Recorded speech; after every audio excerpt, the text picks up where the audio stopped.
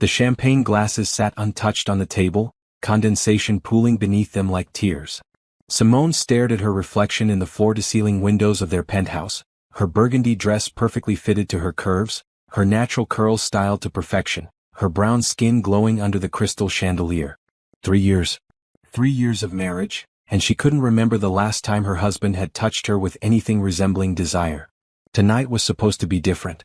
Their 3rd anniversary. She'd planned everything. The dinner, the dress, the subtle hints that maybe, finally, they could reconnect as husband and wife instead of polite strangers sharing a zip code. But Jonathan had called an hour ago with the same excuse he always used. Urgent business meeting, don't wait up, so sorry darling. Simone picked up her phone to call him one more time, just to say goodnight, when she noticed it wasn't her phone at all. In her frustration she'd grabbed Jonathan's second phone, the one he thought was hidden in his office drawer. The one that was currently lighting up with a message. Her thumb hovered over the screen. She'd never been the type to snoop. Trust was everything in a marriage, her mother had always said. But 3 years of sleeping in separate bedrooms, 3 years of excuses, 3 years of feeling invisible in her own home. Something broke inside her. She opened the message. Can't wait to feel you inside me again. Your wife's probably sitting at home like the boring little puppet she is. When are you going to leave her? B. The phone slipped from her fingers, clattering against the marble floor. But Simone didn't move to pick it up. She was too busy reading the previous messages that had loaded on the screen. Months of them. Years maybe. Explicit photos. Videos. Plans to meet at hotels she'd suggested for their anniversaries. Jewelry she'd thought Jonathan bought for her, photographed on another woman's neck. Another message appeared, already at the penthouse suite. Wearing that red thing you like. The one you said was too sexy for Simone. She's so clueless, isn't she? Simone's hands started shaking.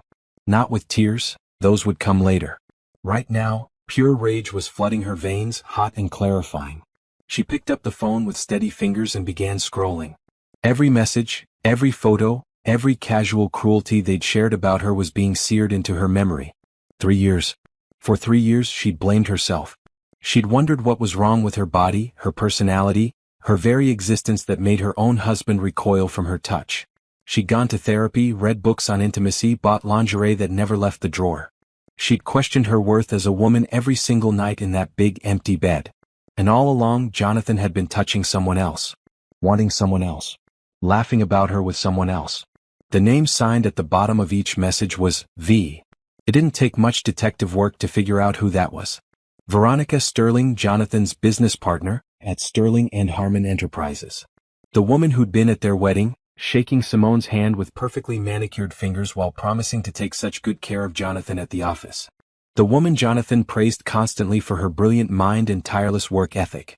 Simone walked to the bar and poured herself a glass of scotch, the expensive kind Jonathan saved for his business associates, the kind he'd never offered to share with her. She drank it in one burning swallow, welcoming the fire in her throat. It matched the fire building in her chest. Her phone, her actual phone, buzzed with a message from Jonathan, meeting running late. Don't wait up. Happy anniversary, darling. Darling. He called her darling the same way he'd sign off on a business memo. Polite. Distant. Meaningless. She picked up his phone again, her fingers flying across the screen. 3 years of messages. But what caught her attention now wasn't the affair itself, it was the other conversations she was finding. Bank statements. Property transfers. Account numbers she didn't recognize. Simone had a master's degree in business from Howard University. She'd worked in financial analysis before marrying Jonathan, before he'd convinced her that she didn't need to work, that he wanted to take care of her, that being his wife was a full-time job in itself. She'd been stupid enough to believe it was romance. Looking at these files now, she realized it had been strategy. Jonathan had been moving money. Lots of it. Marital assets transferred to accounts in Veronica's name. Property purchased with funds from their joint holdings, titled to shell companies. He'd been systematically hiding their wealth, preparing for something. Preparing to leave her with nothing. The penthouse suddenly felt like a cage. This beautiful prison with its designer furniture and its perfect views and its cold, empty bedroom. She'd been so grateful when Jonathan chose her, the daughter of a small-time real estate developer who died leaving her with nothing but debt and dreams. Jonathan had paid off her father's creditors, given her a life of luxury, introduced her to a world she'd never imagined. And she'd paid for it by disappearing. By becoming so small and quiet and grateful that she'd forgotten she was a person with her own value, her own strength, her own fire. Not anymore. Simone set down both phones and walked to Jonathan's home office. If he was hiding financial documents on his phone, there had to be physical copies somewhere. Jonathan was old school that way. He didn't trust anything that didn't exist on paper. She found them in the third drawer she checked, hidden under files labeled charitable donations. The irony wasn't lost on her. Account statements showing transfers of over $10 million to offshore accounts.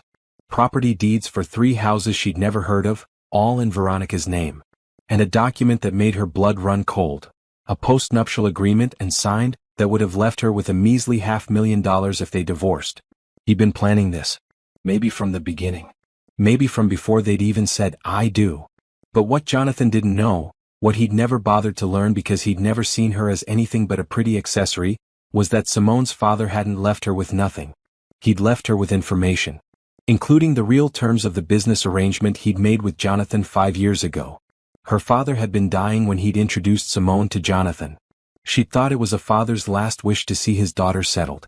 Now she realized it had been a business deal. Her father had owned a piece of technology, a patent for a security system that Jonathan's company desperately needed. The price had been marriage to Simone, with the patent transferred as her dowry, and a contract stipulating that if the marriage ended due to Jonathan's infidelity or fraud, the patent reverted to her, along with 50% of any profits made using that technology. That technology was now the cornerstone of Sterling and Harmon's most profitable division. Worth approximately $200 million annually. Simone smiled for the first time all night.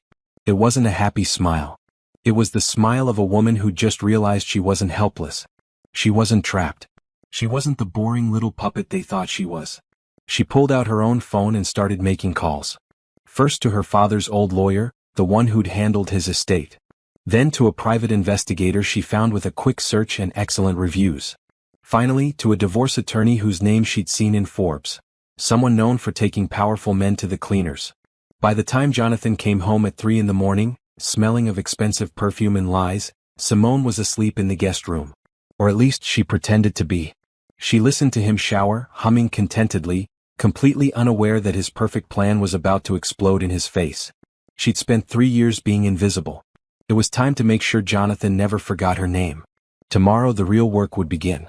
Tonight she let herself feel everything. The betrayal, the rage, the grief for the marriage that had never really existed. She cried into her pillow, silent tears that soaked the silk pillowcase. But by morning the tears were gone. By morning Simone had a plan.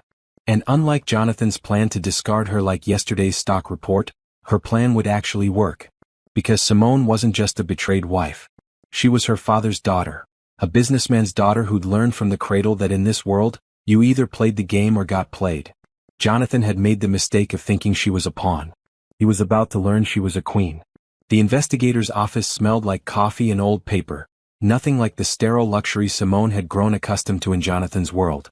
Rita Chin, no relation to the band name list, just an unfortunate coincidence, was a former police detective turned private investigator, with sharp eyes and an even sharper reputation for discretion.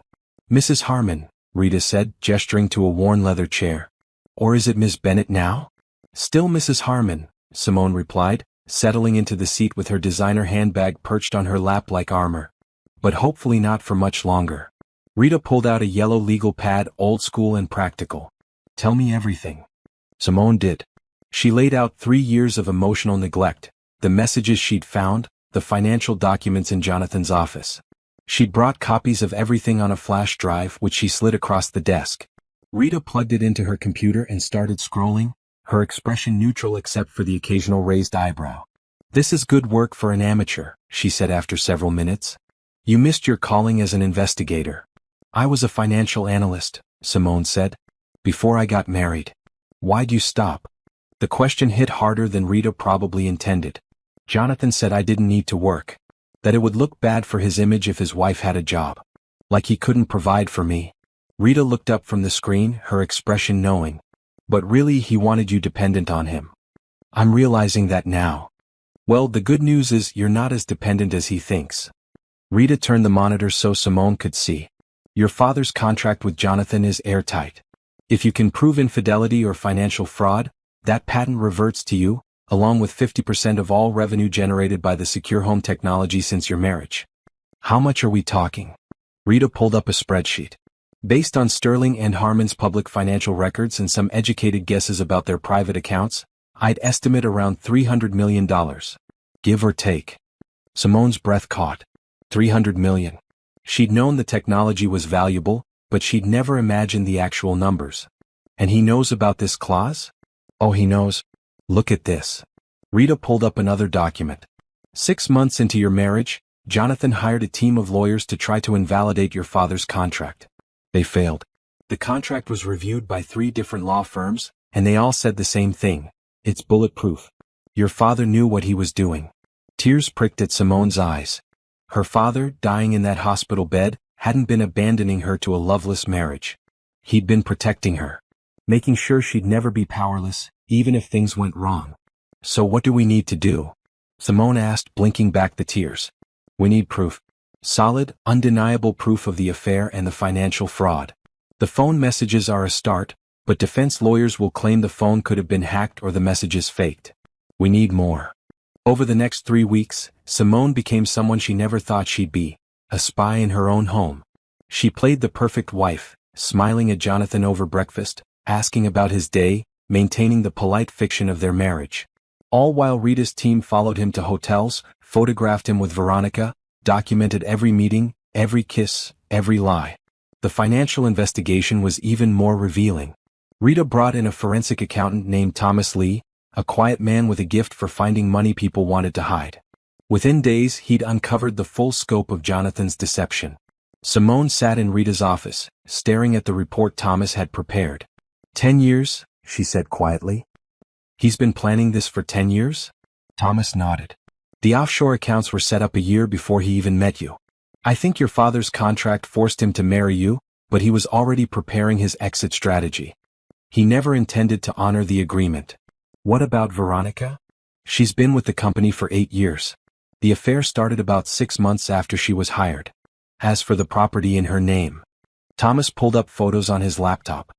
3 houses, a condo in Miami, a ski lodge in Aspen. All purchased with money that should have been marital assets. Total value around $30 million. Simone studied the photos. The houses were beautiful, each one more lavish than the last. She and Jonathan lived in a penthouse, but it was owned by the company, not them personally. Meanwhile, he'd been building a real estate empire with his mistress. There's something else, Rita said, sliding a folder across the desk. We interviewed some of Jonathan's former employees. Turns out this isn't his first affair. There were at least 2 other women before Veronica, both employees, both pushed out of the company when they became inconvenient. Did he pay them off? Through the company, yes. Disguised as severance packages. We're talking hundreds of thousands of dollars. All coming from company funds, which means partially from profits generated by your father's patent. The picture was becoming clearer, and it was uglier than Simone had imagined. Jonathan wasn't just a cheating husband. He was a predator, using his power and wealth to use women and discard them. She'd just been the one he'd legally bound himself to, trapped by a contract he couldn't break. Until he figured out a way to break her instead. I want everything, Simone said quietly. Every document, every photo, every piece of evidence. I want him destroyed. Rita exchanged a look with Thomas. Mrs. Harmon, I understand you're angry. I'm not angry, Simone interrupted. I'm clear. For 3 years I thought something was wrong with me. I blamed myself for my husband's lack of interest. I made myself smaller and quieter and more grateful, thinking if I just tried hard enough he might love me. She stood, gathering her purse. I'm done being small. I want justice and I want it loud. Rita smiled. Then let's get you a lawyer who can make some noise. The lawyer was named Patricia Monroe, a black woman in her 50s with a reputation for taking on powerful men and winning. Her office was in a sleek high-rise downtown, all glass and steel and the subtle scent of expensive perfume. I've reviewed the preliminary materials Rita sent over, Patricia said after they'd exchanged greetings. Mrs. Harmon, this is one of the strongest cases I've seen in 20 years of practice. Your husband is about to have a very bad day. Several very bad days, I hope. Patricia's smile was sharp. Oh, we're aiming for very bad years. Let me lay out the strategy. First, we file for divorce on grounds of adultery and fraud. The prenuptial agreement becomes void due to his infidelity, which means we're looking at a 50-50 split of all marital assets. What about the patent? That's separate and even better. Based on your father's contract, the moment we prove Jonathan's infidelity in court, ownership of the secure home patent reverts entirely to you. Not 50%, all of it. Plus you're owed 50% of all revenue it generated during your marriage. Simone did the math. That's approximately $350 million, yes. Plus half of everything else he owns, minus what he's illegally hidden with Veronica. We'll be recovering that too with penalties. And Veronica? Patricia's expression hardened. She's what we call a co-conspirator in fraud. She knowingly participated in hiding marital assets. We'll be filing a separate civil suit against her for conversion of marital property and fraud. She'll have to return everything Jonathan gave her, and she'll likely face criminal charges. For the first time since finding those messages, Simone felt something other than rage or grief. She felt hope. Not hope for reconciliation, she'd never want Jonathan back. Hope for justice. Hope for a future where she wasn't defined by being his discarded wife. When do we start? She asked. We already have. I've had my team pulling together the complete filing while we've been talking. We'll need your signature on a few documents, and then we wait for the perfect moment to serve him. What's the perfect moment? Patricia pulled up her calendar. Sterling and Harmon is hosting a charity gala next month, correct? To benefit children's hospitals? Yes. Jonathan is receiving an award for philanthropy. How do you feel about serving him divorce papers in front of 500 of his closest business associates? Simone smiled for the first time in weeks, a real smile that reached her eyes. I think that sounds perfect. Over the next month, Simone played her role flawlessly. She attended social events on Jonathan's arm, smiled for photos, made small talk with people who would soon know every detail of his betrayal. She saw Veronica at a company party, watched her touch Jonathan's arm with possessive familiarity, and didn't react at all. She was too busy planning. At night, while Jonathan was out with Veronica or working late or whatever lie he'd told that evening, Simone was building something else. Something Jonathan knew nothing about. Her grandmother had passed away 6 months ago, leaving Simone a small inheritance, $200,000 that Jonathan didn't know about because it had been willed directly to Simone, not as marital property. It wasn't much by billionaire standards, but it was hers. Completely hers. She'd been keeping the money in a separate account, not sure what to do with it. Now she knew. Simone had a college roommate named Nicole Foster, a brilliant software developer who'd been laid off from a tech startup 3 months ago. They'd stayed in touch over the years, meeting for coffee when Jonathan was busy, which was always. I have a proposition for you, Simone said over lunch at a quiet cafe far from Jonathan's usual haunts. Nicole raised an eyebrow. I'm listening. I want to start a company. A beauty tech app that uses augmented reality to let women try on makeup and hairstyles virtually, with accurate color matching for all skin tones, especially darker skin. Every current app on the market fails at matching anything darker than beige. That's because they're designed by white guys who don't understand undertones and brown skin, Nicole said. It's a massive gap in the market. Exactly. And I want us to fill it. Simone slid a folder across the table. I have $200,000 to invest. I need you to build it. We split ownership 50-50. Nicole stared at the folder, then at Simone. What about Jonathan? He doesn't know about this money and he never will. This is mine. Our company will be mine. Separate from the marriage, separate from everything to do with him. When do we start? Today. They shook hands across the table, two women about to build an empire while everyone underestimated them. Simone went home to her empty penthouse, to her husband who was already gone for the evening, to the life that was about to implode. But for the first time in 3 years she felt alive. The paper trail was complete. The evidence was gathered. The lawyer was ready. The divorce papers were signed. Now all she had to do was wait for the perfect moment to detonate the bomb she'd been building. Jonathan thought he'd been playing chess while she played checkers. He was about to learn they weren't even playing the same game. Patricia Monroe's conference room had a view of the city that rivaled Jonathan's office, but Simone barely noticed it.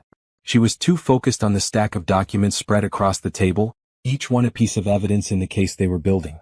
Let's go through this one more time, Patricia said, settling into her chair with a coffee mug that read, Nevertheless, she persisted. I want to make sure you understand every step of what's about to happen.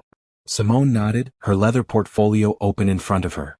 She'd bought it yesterday, a sleek black design that screamed professional competence. If she was going to destroy her husband's life, she was going to look good doing it. The prenuptial agreement, Patricia began, tapping a highlighted document. Jonathan's lawyers thought they were very clever with this. It stipulates that in case of divorce, you receive $2 million plus the penthouse, while he retains all business assets and holdings. That's what I signed, Simone confirmed. The memory still stung. Sitting in a lawyer's office 2 weeks before her wedding, Jonathan's hand on her shoulder, his voice in her ears saying it was just a formality, just to protect them both, nothing to worry about. However, Patricia continued, her smile sharpening, paragraph 7, subsection C states that this agreement is void if either party engages in infidelity or fraud. We have concrete evidence of both. The prenup is toilet paper. And my father's contract? Patricia pulled out another document, this one older, the pages slightly yellowed. This is the real masterpiece. Your father was a smart man, Mrs. Harmon. He knew exactly who he was dealing with when he arranged your marriage to Jonathan. Simone touched the paper gently. Her father's signature was at the bottom, strong and confident even though he'd been dying when he signed it. Tell me what it says. All of it. Your father owned a patent for home security technology, specifically, a facial recognition system that could distinguish between family members and intruders with 99% accuracy, even in low light. At the time, it was revolutionary. Jonathan's company was hemorrhaging money, losing contracts to competitors. He needed that technology to survive. So my father sold it to him? Not exactly. He licensed it with very specific terms. Sterling and Harmon Enterprises received exclusive rights to use the secure home technology for 20 years. In exchange, Jonathan agreed to marry you within 6 months, and the marriage had to last at least 3 years. 3 years. Simone's stomach twisted. We just hit 3 years. Exactly. And here's where your father's genius comes in. If the marriage ended within those first 10 years due to Jonathan's infidelity, fraud, or abuse, the patent reverts to you entirely, along with 50% of all revenue generated by the technology during the marriage. After 10 years, the patent becomes Jonathan's free and clear, regardless of the marriage status. So he just had to wait 7 more years and he could divorce me and keep everything. Patricia leaned forward. Not exactly. Look at clause 9. If Jonathan initiated divorce proceedings for any reason other than your infidelity, fraud, or abandonment, he would owe you 75% of the technology revenue. Your father built in protections from every angle. Simone read the clause herself, her father's careful legalese suddenly making perfect sense. He'd created a situation where Jonathan's best option was to stay married and faithful. If he wanted out, it would cost him a fortune. But Jonathan found a loophole, Simone said slowly. If he made me miserable enough to leave him, then you'd be abandoning the marriage and he'd keep everything. Yes. Patricia pulled out another file. We found emails between Jonathan and Veronica from 4 years ago, before you were married. They'd already started their affair. They discussed strategies for making you leave on your own. The emails made Simone sick. Veronica's suggestions: ignore her in bed, make her feel unwanted, criticize her subtly so she'd lose confidence. Jonathan's responses: agreement, additional ideas, jokes about how easy it would be to make Daddy's little princess run home crying. Except Simone didn't have a home to run to. Her father was dead. Her mother had remarried and moved to Europe. She'd been completely alone, exactly as they'd planned. They underestimated you, Patricia said quietly. They thought you'd break within a year. Instead, you lasted 3 years and gathered evidence. That takes strength. It took stupidity, Simone said bitterly. I thought something was wrong with me. That's what they wanted you to think. But you're here now and we're going to make them pay for every tear you cried. Patricia pulled out a timeline. Here's how this plays out. Next week is the Sterling and Harmon Charity Gala. Jonathan is receiving the Humanitarian of the Year award. The irony is painful. It's about to get more painful for him. We'll have a process server attend the event as a guest. During the award presentation, right after Jonathan finishes his acceptance speech, you'll stand up and the server will hand him the divorce papers in front of everyone. Simone's heart raced. That's very public. That's the point. Jonathan has built his reputation on being the perfect businessman, the devoted husband, the generous philanthropist. We're going to show everyone who he really is. The press will be there. The photos will be everywhere. And once the news breaks, every business partner who values their reputation will distance themselves from him. What about Veronica? Patricia's smile was vicious. She gets served at the same event with a civil lawsuit for fraud and conversion of marital assets. She'll be publicly tied to Jonathan's scandal with no way to escape. Over the next week, Simone prepared. She met with Patricia daily, reviewing strategy and documents. She met with Nicole in secret, working on their app while Jonathan thought she was shopping or getting her nails done. She played the dutiful wife at home, ironing Jonathan's shirts and asking about his day, all while counting down to his destruction. The night before the gala, Jonathan came home early, a rare occurrence. He found Simone in the living room reading a business book Nicole had recommended. "Hey," he said, loosening his tie. He looked tired, older than his 42 years. "Big day tomorrow." "Your award?" Simone said, setting down her book. "You must be excited." "I guess. These things are always more about publicity than actual charity." He poured himself a drink, not offering her one. He never did. "You'll be there, right? I need you to smile and look supportive for the cameras." 3 years ago that statement would have hurt. Now it just confirmed everything she knew about him. "Of course. I'll be the perfect wife." Something in her tone must have registered because he looked at her sharply. "Are you okay? You've seemed different lately." "Different how?" "I don't know. Happier maybe?" He said it like it confused him, like her happiness was unexpected. "I've just been keeping myself busy," Simone said smoothly. "You're always working, so I've found ways to occupy my time." "That's good. That's really good." He drained his glass. "I should get some sleep. Big day tomorrow." He headed to his bedroom. His, not theirs, because they hadn't shared a bed in 2 years.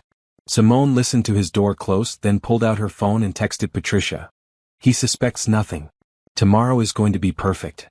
The next evening, Simone dressed in a floor-length emerald gown that made her skin glow. She'd had her hair done in elegant curls that cascaded over her shoulders. Diamond earrings, real ones she'd bought with her grandmother's money, not the fake ones Jonathan had given her last Christmas that he'd thought she wouldn't notice, sparkled at her ears. Jonathan barely looked at her when she emerged from her room. "You look nice," he said absently, checking his phone. "Probably texting Veronica." "Thank you," Simone replied, grabbing her clutch. Inside was a copy of the divorce papers. She wanted to have them in her hands when everything fell apart. The gala was held at the Crystal Ballroom downtown, a gorgeous space with soaring ceilings and chandeliers that cost more than most people's houses. 500 guests in designer clothes, drinking champagne and pretending to care about children's hospitals while really networking and jockeying for social position. Simone had been to dozens of these events as Jonathan's wife. She knew how to smile, how to make small talk, how to be charming and forgettable at the same time. Tonight she was going to be unforgettable. "There's the man of the hour," someone called, and Jonathan was pulled away into a crowd of admirers. Simone watched him go, saw him scan the room until his eyes landed on Veronica across the ballroom. The look they exchanged made Simone's stomach turn. So much intimacy in one glance, so much more than he'd ever given her.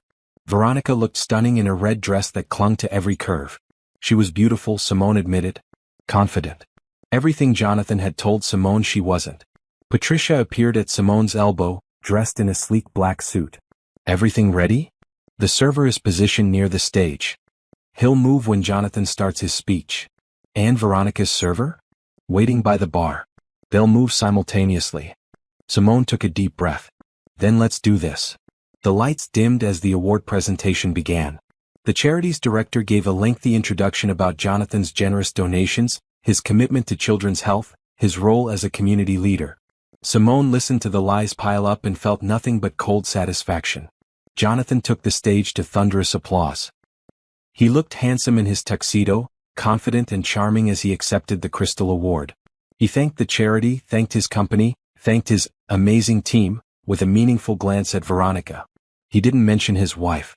"I believe success means nothing if we don't use it to help others," Jonathan said, his voice carrying through the room. "That's why I'm pledged to always put people first, to lead with integrity and to—" Simone stood up. The movement caught Jonathan's attention. He paused mid-sentence, confused. Then the process server materialized at the edge of the stage, climbing the steps with a folder in hand. "Jonathan Harmon?" the server said clearly, his voice carrying in the sudden silence. "Yes." Jonathan's confusion deepened. "You've been served." The server handed him the folder and stepped back. Jonathan opened it, his face going from confused to pale to red in the span of seconds. "What the hell?" "Divorce papers," Simone called out, her voice steady and clear. "On grounds of adultery and fraud. I'm done being married to you, Jonathan."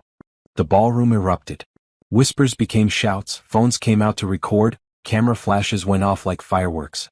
Across the room, Veronica was being served with her own lawsuit, her face frozen in shock.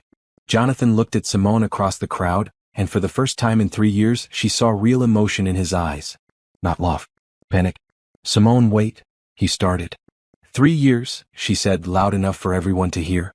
3 years I was faithful to a man who was sleeping with his business partner. 3 years I tried to be a good wife while you two laughed at me. 3 years of financial fraud and emotional abuse. She held up her own copy of the divorce filing. It's all documented.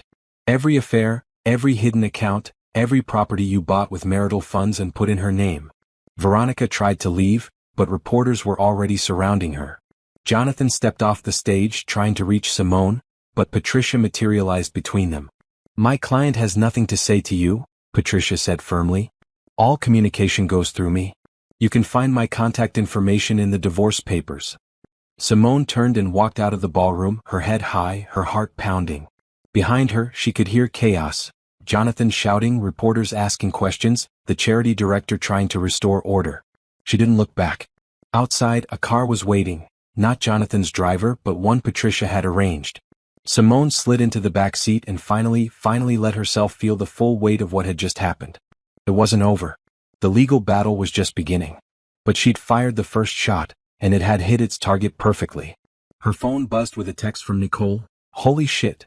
You're all over social media. Hashtag Jonathan Harmon exposed is trending. We need to celebrate. Simone smiled through her tears. Tomorrow. Tonight I just need to breathe. She went to a hotel, a nice one she'd booked under her maiden name, Bennett.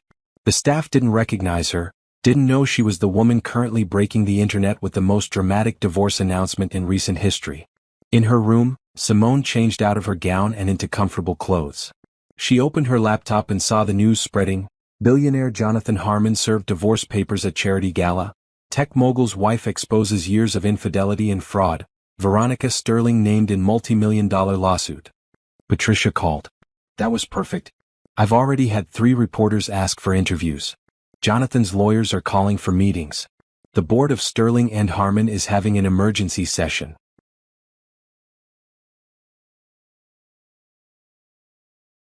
What do I do now? Now, you get some sleep. Tomorrow we start the real work. But tonight you celebrate making it through the hardest part. After hanging up, Simone stood at her hotel window looking out at the city lights. Somewhere out there, Jonathan was probably panicking, calling his lawyers, trying to figure out how to fix this. He couldn't. She'd made sure of that. For the first time in 3 years, Simone slept peacefully. The Starbucks on 5th Street had terrible coffee and excellent privacy. It was exactly the kind of place where a billionaire's soon-to-be ex-wife could meet with her business partner without being recognized by anyone who mattered. Nicole was already waiting at a corner table, her laptop open, 3 different notepads spread around her, and a cold brew that was probably more ice than coffee at this point. She looked up when Simone approached and broke into a wide grin. There she is. The woman who broke the internet last night. Simone slid into the seat across from her, pulling her sunglasses off. Is it really that bad? Bad? Girl, you're a hero. There are think pieces about you on every major website. Woman exposes cheating billionaire husband. The power of standing up to financial abuse. Jonathan Harmon's empire crumbles after wife's public divorce filing. You're trending on 3 different platforms. I don't want to be trending. I want to disappear and build our company. Nicole's expression softened. How are you really doing? The question hit harder than Simone expected. She'd been running on adrenaline since the gala, dealing with lawyers and press requests and Jonathan's increasingly desperate attempts to contact her. She hadn't had time to feel anything.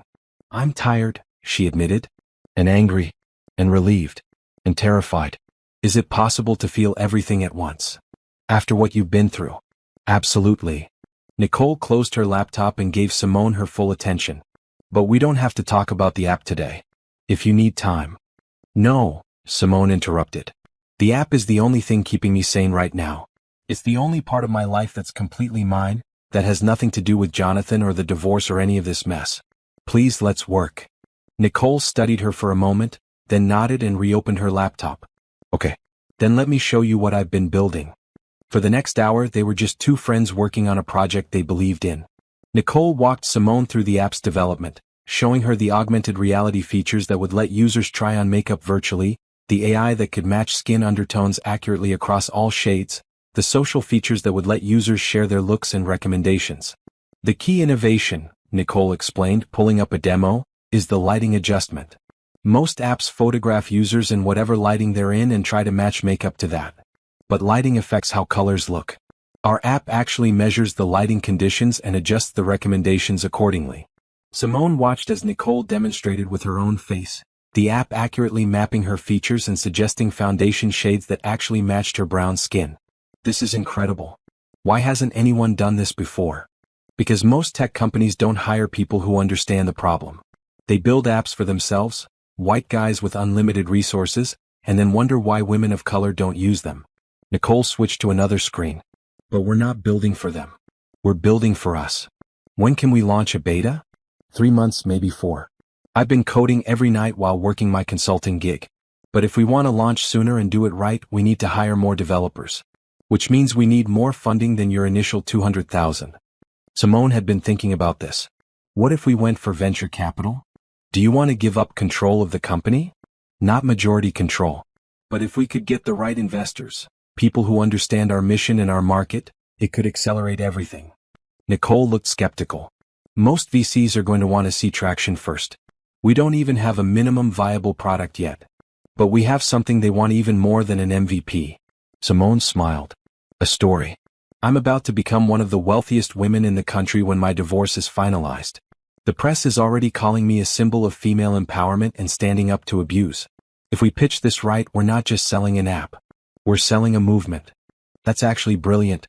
And slightly manipulative. I learned from the best manipulator I know, Simone said drily. Might as well put those lessons to use. They spent the rest of the morning working on a pitch deck. Simone used her business degree and her years of watching Jonathan schmooze investors to craft a compelling narrative.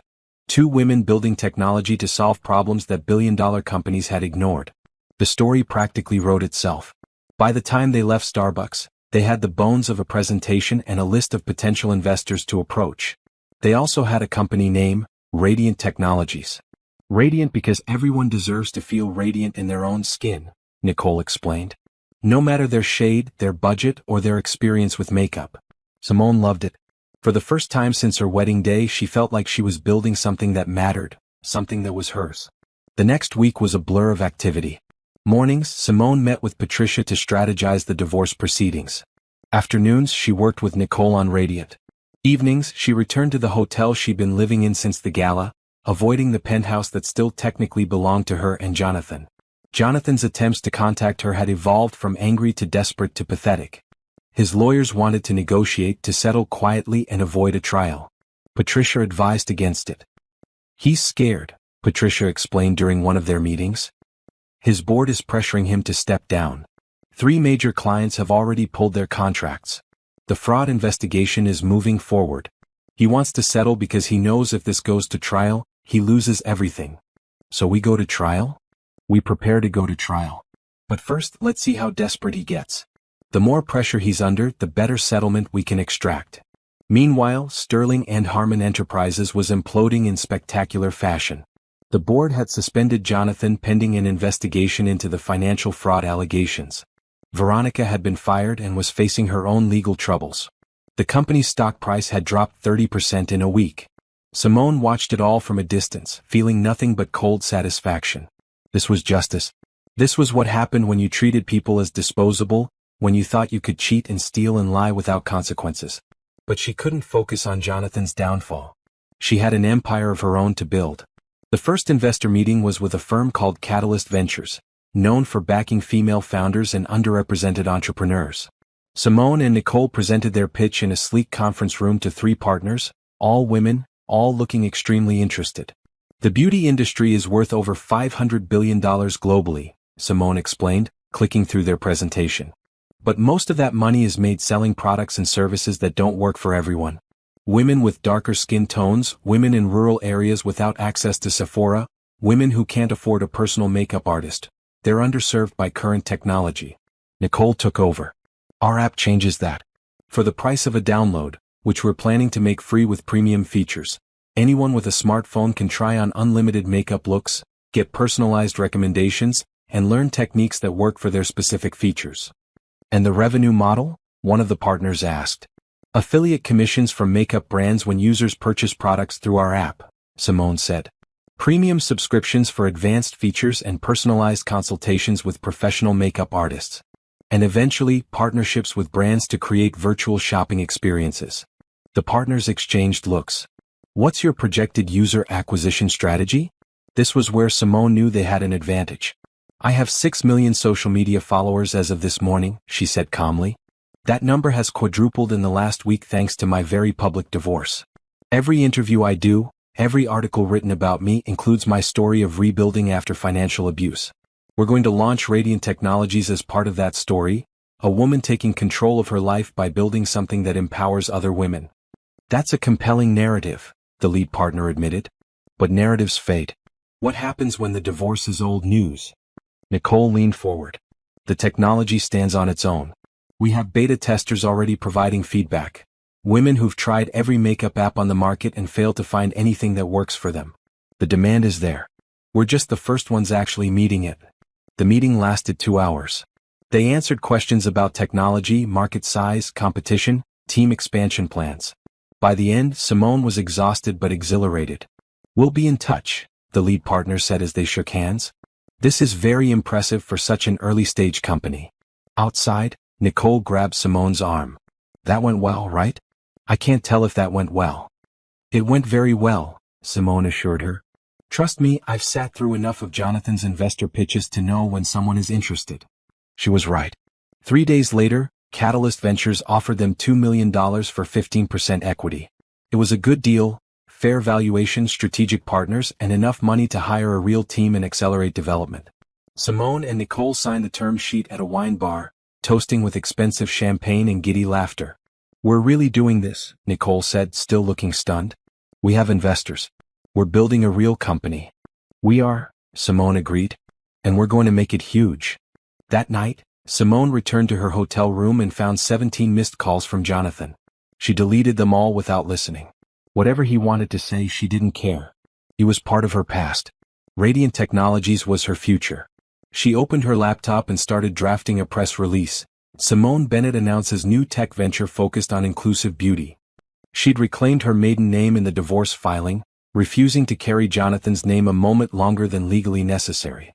Her phone rang again. This time it was Patricia. I have news, her lawyer said without preamble. Jonathan's lawyers are offering a settlement. $50 million paid immediately in exchange for dropping the fraud charges and agreeing to confidentiality about the affair. That's insulting, Simone said flatly. He owes me over $300 million just from the patent revenue. I told them it was insulting. They said it's all he has liquid right now, that the company's in trouble and he can't access more without board approval. Not my problem. That's what I said. But Simone, there's something else. The criminal investigation into the fraud is moving forward independently of our civil case. The DA is very interested in prosecuting. If Jonathan is convicted, he could face prison time. Simone was quiet for a moment. What are you asking me? I'm asking if you want him to go to prison. Because we can push for that. We have all the evidence they need. Or we can settle the civil case, take the money we're owed, and let the criminal justice system do what it does without our involvement. What do you think I should do? I think you should do whatever lets you sleep at night. This isn't about the law anymore. It's about what kind of closure you need. Simone thought about Jonathan in prison. Part of her wanted it, wanted him to lose his freedom the way she'd lost 3 years of her life. But another part, the part that was excited about Radiant Technologies and the future she was building, just wanted to be done with him. Give me a week to think about it, she said finally. You've got it? In the meantime, I'll keep pushing for a better settlement number.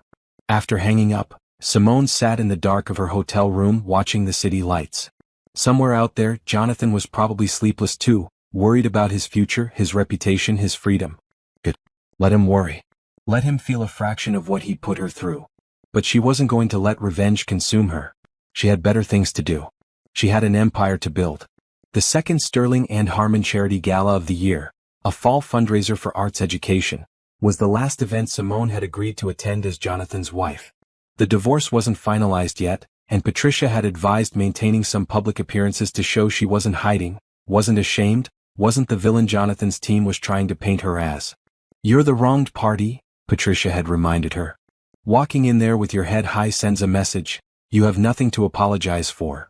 So Simone wore a stunning midnight blue gown, her hair swept into an elegant updo, her makeup flawless thanks to Nicole helping her test Radiant's latest features.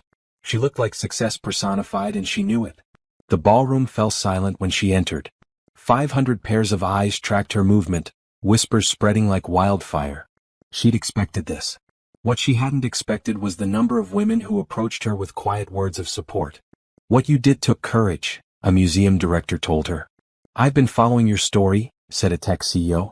I left my husband for similar reasons 10 years ago. Best decision I ever made. My daughter looks up to you, another woman said, tears in her eyes. Thank you for showing her that she doesn't have to accept mistreatment. Each conversation reminded Simone why she'd made her divorce so public.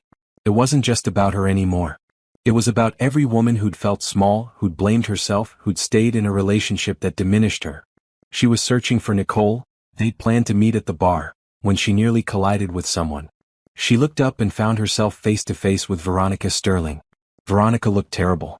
Her dress was expensive but hung wrong on her frame, like she'd lost weight quickly. Her makeup couldn't quite hide the dark circles under her eyes.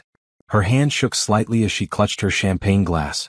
Simone, Veronica said, her voice hoarse. I need to talk to you.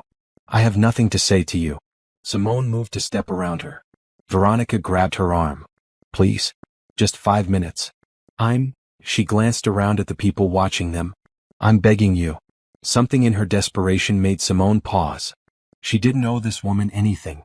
Veronica had knowingly slept with her husband, helped hide money, participated in a years-long campaign to make Simone feel worthless. But curiosity won out. 5 minutes.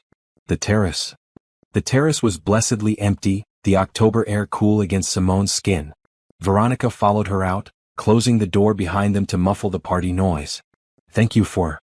I didn't do this for you, Simone cut her off. I'm giving you 5 minutes because I want to hear what possible excuse you think justifies what you did. Start talking.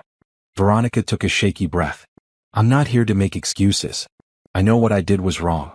I know I destroyed your marriage, helped Jonathan steal from you, participated in making you feel small. I know all of it and I'm sorry. Sorry. Simone laughed, the sound bitter. You're sorry? You slept with my husband for 3 years, helped him hide millions of dollars, and called me boring and clueless in text messages I had to read, and you're sorry. Yes. Veronica's eyes were shining with tears. I was wrong about everything. Jonathan told me you two had an arrangement, that the marriage was basically a business contract, that you didn't even sleep in the same room. That part was true. Because he chose to sleep somewhere else. Because he was sleeping with you. I know that now. I know he lied to me about a lot of things. Veronica's voice cracked. I thought he loved me. He said once the patent reverted to him, he'd divorce you and we'd get married. He promised me a life together. And you believed him. I was stupid. I know that now. I know he was using me the same way he used you. When the scandal broke, he dropped me immediately. Told his lawyers I'd seduced him, that I'd been the one to suggest hiding the money, that he was the victim. He's trying to put everything on me. Simone felt a flicker of something, not sympathy but perhaps understanding. And now you're facing fraud charges while he tries to save himself. My lawyer says I could go to prison. 2 to 5 years for fraud and theft. Jonathan's lawyers are pushing for a plea deal where I take full responsibility and he walks away clean. Veronica wiped her eyes, smearing her mascara. I came here to tell you, to warn you, he's not going to stop. He's going to fight the divorce with everything he has. He's already hired new lawyers, ones who specialize in destroying their opponent's credibility. He can hire all the lawyers he wants. I have evidence. He has money and connections and a willingness to do anything to win. Veronica looked directly at Simone. I know you have no reason to believe me or help me. But I'm telling you this because you deserve to know. Jonathan isn't the man either of us thought he was. He's cruel. He's calculating. And he will destroy you if you let your guard down. Why are you really telling me this? Simone asked. You want something. Veronica was quiet for a long moment. I want you to win. I want you to take everything from him the way he took everything from us. And if helping you helps me avoid prison, then yes, I want that too. My lawyer says if I cooperate with your case, testify against Jonathan, it might help with my sentencing. You want to testify against Jonathan? I have emails, documents, recordings of conversations where he explicitly discussed hiding assets from you. I have proof that he was planning the fraud before you even got married. I have everything your lawyer would need to bury him completely. Simone studied Veronica's face, looking for signs of manipulation. But all she saw was desperation and regret. Why should I trust you? Because hating you was easier than admitting I was wrong. Because I convinced myself you were the problem when really, I was helping an abusive man abuse his wife. Because I'm 28 years old and staring down a prison sentence, and I finally understand that Jonathan Harmon ruins everyone he touches. Veronica's voice dropped to a whisper. Please, let me help you destroy him. It's the only way I can even begin to make this right. Simone's 5 minutes were up. She should walk away, refuse to engage, let Veronica face the consequences of her choices. But strategic thinking overrode emotion. If Veronica had evidence that could strengthen her case, evidence she didn't already have, it would be stupid to refuse it out of pride. I'll have my lawyer contact yours, Simone said finally. If you're lying, if this is some trick Jonathan put you up to, I will make sure you get the maximum sentence. Understand? I understand. And for the record, I don't forgive you. I don't care about your regrets or your excuses. I care about winning. If helping you is a side effect of that, fine. But don't confuse strategic cooperation with friendship or forgiveness. I wouldn't dare, Veronica said quietly. Simone turned to go back inside, then paused. One more thing. Did he ever love you? Or were you just convenient? Veronica's laugh was broken. I don't know anymore. I thought I knew, but I thought a lot of things that turned out to be lies. Maybe that's the real punishment, not knowing if any of it was real. Simone left her on the terrace and went back into the warmth and light of the party. She found Nicole at the bar, scrolling through her phone. Where have you been? Nicole asked. I've been texting. Simone, are you okay? You look like you've seen a ghost. I just talked to Veronica. Nicole's eyes went wide. The mistress? What did she want? To help me destroy Jonathan. She has evidence, wants to testify against him to reduce her own charges. Do you trust her? No. But I'm going to use her anyway. Simone flagged down the bartender and ordered a drink she had no intention of finishing. Patricia always said the best revenge is success. I'm going to succeed by any means necessary. That's very Machiavellian of you. I learned from the best liar I know. They were laughing when Jonathan appeared. He looked worse than Veronica had. His tuxedo rumpled, his face haggard, his eyes desperate. 2 security guards hovered nearby, clearly instructed to keep an eye on him. Simone, he said, his voice carrying across the bar area. Several people turned to watch. We need to talk. We have lawyers for that. Please. 5 minutes. Just you and me. Simone exchanged a look with Nicole, who nodded slightly. Having witnesses might actually be useful. Fine. 5 minutes. But we're staying right here. She gestured to the bar, where at least 20 people could overhear. If Jonathan wanted privacy, he was out of luck. He seemed to realize this but was desperate enough not to care. I made a mistake. I know that now. I never should have. The affair was wrong. The hiding money was wrong. All of it was wrong. If you're expecting me to disagree, I won't. I'm trying to apologize. He reached for her hand, but she pulled back. Simone, I know I hurt you. I know I destroyed our marriage. But it doesn't have to end like this. We can work through this. Go to counseling. Start over. Simone stared at him in disbelief. Are you seriously asking me to take you back? I'm asking you to remember what we had. Your father wanted us together. We could honor his memory by. Don't you dare bring my father into this. Simone's voice was cold and sharp. My father made that contract to protect me from you, not to trap me with you. He knew exactly what kind of man you were. That's not true. We were partners, your father and I. We built Sterling and Harmon together. You used his technology and then tried to cheat his daughter out of her inheritance. That's not partnership. That's theft. Jonathan's expression hardened. You're making a mistake. If you go through with this divorce, you'll have nothing. My lawyers will drag your name through the mud. We'll prove you were an unfit wife that you drove me to cheat. Simone laughed. Yes, please have your lawyers make that argument. I'm sure the judge will be very sympathetic to the idea that I forced you to sleep with your employee by the heinous act of existing. I can make this very difficult for you. You already did. For 3 years. I'm done being afraid of you. Nicole stood up, positioning herself beside Simone. I think your 5 minutes are up. Jonathan looked at Nicole like he was seeing her for the first time. Who the hell are you? Her business partner. The one helping her build a company that's going to be more successful than anything you've ever done. You're delusional if you think. We're done talking, Simone interrupted. Go back to your lawyers, Jonathan. Tell them I'm not interested in reconciliation or settlement. Tell them I'll see them in court. You'll regret this, Jonathan said, his voice low and vicious. I'll make sure you regret every single choice you've made. I already have one regret, Simone said. I regret wasting 3 years of my life on you. I don't plan to make that mistake again. She turned her back on him and walked away, Nicole at her side. Behind them, she heard Jonathan's raised voice, the murmur of the crowd, the security guards asking him to leave. She didn't look back. That was incredible, Nicole breathed once they were in the lobby. You completely shut him down. He's desperate. His empire is falling apart, Veronica's turning on him, and he's finally realizing he's going to lose everything. Simone pulled out her phone to text Patricia. We need to move faster on the divorce. He's getting dangerous. Her phone buzzed with a response almost immediately, already on it. Meet me tomorrow morning. We're filing a restraining order and accelerating the court date. That night, Simone couldn't sleep. She kept replaying the conversations, Veronica's desperation, Jonathan's threats. She'd known the divorce would get ugly, but actually seeing Jonathan's mask slip, seeing the cruelty underneath the charm, was chilling. She got out of bed and opened her laptop, pulling up the latest version of Radiant's prototype. Nicole had been working on a feature that used AI to suggest makeup looks based on the user's upcoming events, job interviews, weddings, nights out. It was brilliant and practical and everything their target users needed. Simone tested it herself, uploading a photo and selecting business meeting.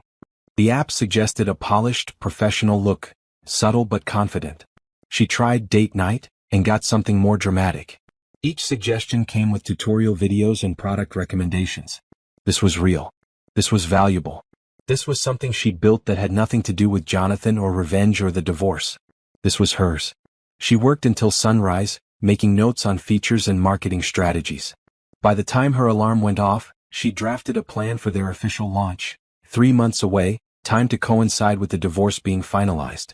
She'd walk out of that courthouse a free woman and a CEO. Jonathan had tried to make her small. Instead, she was becoming unstoppable. Patricia's office had become Simone's second home over the past 6 weeks. Today, the conference table was covered with documents chronicling the systematic dismantling of Jonathan Harmon's empire.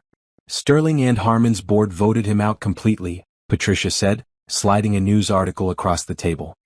He's no longer CEO, no longer on the board, no longer has any official role with the company he founded. Simone scanned the article. The board had cited ethical violations and criminal investigations as their reason for removal. His replacement was someone Simone had met at charity events. A competent woman who'd been VP of operations and had, according to rumors, been pushing for Jonathan's removal for months. What about the company's financial situation? Struggling but stabilizing. They lost 30% of their value when the scandal broke, but the new CEO is well respected. They'll survive, though they'll be smaller. Several major clients have already returned now that Jonathan's gone. And Veronica? Patricia pulled out another folder. She's cooperating fully. Her testimony corroborates everything we already knew and adds details we didn't have. She's proven that Jonathan planned the fraud before your marriage, that he specifically targeted you because of your father's patent. The words still stung even though Simone had suspected as much.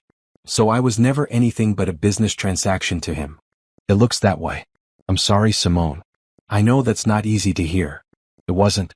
But Simone had learned to process pain quickly these days, to acknowledge it and then move forward. She had too much to do to wallow. What's her legal situation? She's looking at probation instead of prison time in exchange for her cooperation. The DA is focusing on Jonathan as the primary offender. Veronica will likely have to pay restitution for her role in the fraud, but she's young and she has time to rebuild her life. Simone felt nothing about this, not satisfaction, not sympathy, nothing. Veronica had made her choices and now faced the consequences.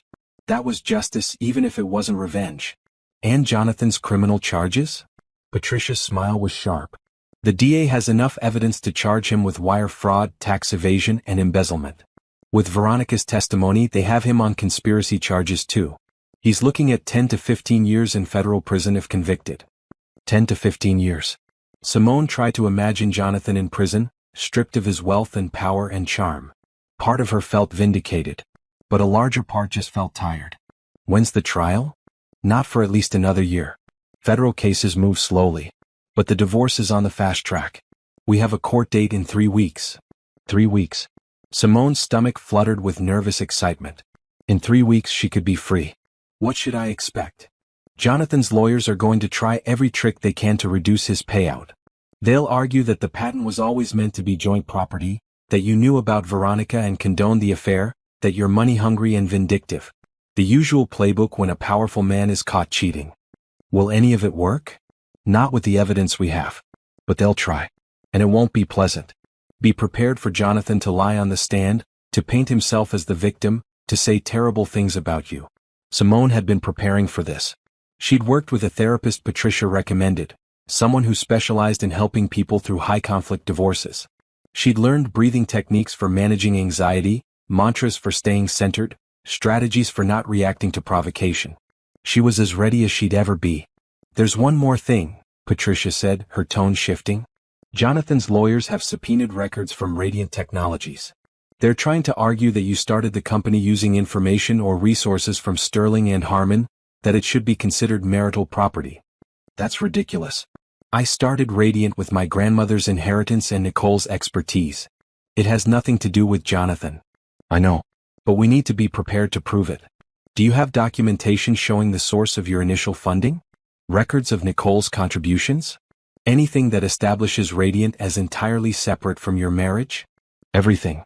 Nicole and I have been meticulous about documentation specifically because I was worried about something like this. Good. Send me everything you have. We'll shut this argument down before it starts. After the meeting, Simone went straight to the Radiant office, a small space they'd rented in a co-working building downtown. It wasn't much, just 2 desks and a meeting area, but it was theirs. Nicole was already there, arguing with someone on a video call about server architecture. No, I specifically said we need load balancing for when we scale. If we build it with current user projections, we'll crash on launch day. We need to plan for success, not failure. Nicole saw Simone and held up a finger.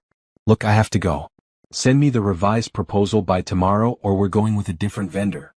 She ended the call and slumped in her chair. Developers who think small drive me crazy. Problems? Nothing I can't handle. We found a great contractor for our back-end infrastructure, but he keeps underestimating our potential user base. How was your meeting with Patricia? Simone filled her in on the divorce timeline and the subpoena for Radiant's records. Nicole's expression darkened. He's trying to take this from you too? After everything? He won't succeed. We have documentation proving Radiant is separate. Patricia just needs our records to shut his lawyers down. I'll put together a complete file today. Formation documents, funding sources, development timeline, everything. Nicole pulled up her computer. But seriously, this guy is unbelievable. He cheats on you, steals from you, and now he wants to steal your company too. He can't stand the idea of me having something that's mine. Something he didn't give me, can't control, can't take credit for. Simone sat at her own desk, pulling up her laptop. Which is exactly why we're going to make Radiant massive. The best revenge is success, right? Right. Speaking of which, I have good news. Remember that partnership we pitched to Luxe Cosmetics? Luxe was one of the major beauty brands, known for quality products and decent shade ranges. Radiant had approached them about being a launch partner. Users could virtually try on Luxe products through the app, and Luxe would get featured placement and data about what their customers wanted. They said yes. Better. They want to be an exclusive launch partner, and they're offering $200,000 for the privilege. Plus a rev share on all sales generated through the app. Simone's heart raced. 200,000? Are you serious? Dead serious. Their CMO is a black woman who's been trying to improve their shade ranges for years. She sees Radiant as a way to actually understand what their customers need instead of guessing. She wants to meet with us next week to finalize terms. This was huge. This was validation that they weren't just building a good app, they were building something the industry needed. Set up the meeting, Simone said. We need to be ready with everything. User acquisition plans, technical specifications, timeline for integration. They spent the rest of the day preparing. By evening, they had a presentation that would make any VC proud. They ordered pizza and worked through dinner, perfecting their pitch and practicing their responses to potential questions. I can't believe this is actually happening, Nicole said around midnight, closing her laptop with satisfaction. 6 months ago, we were just 2 friends with an idea. Now we have investors, partners, and an app that's about to change the beauty industry. We've worked hard for it. You've worked hard for everything. Your divorce, your company, your recovery from 3 years of emotional abuse. You're kind of a superhero, you know that? Simone laughed, but the compliment touched her more than she expected. I don't feel like a superhero. I feel like someone who got very angry and decided to channel that anger into something productive. That's what superheroes do.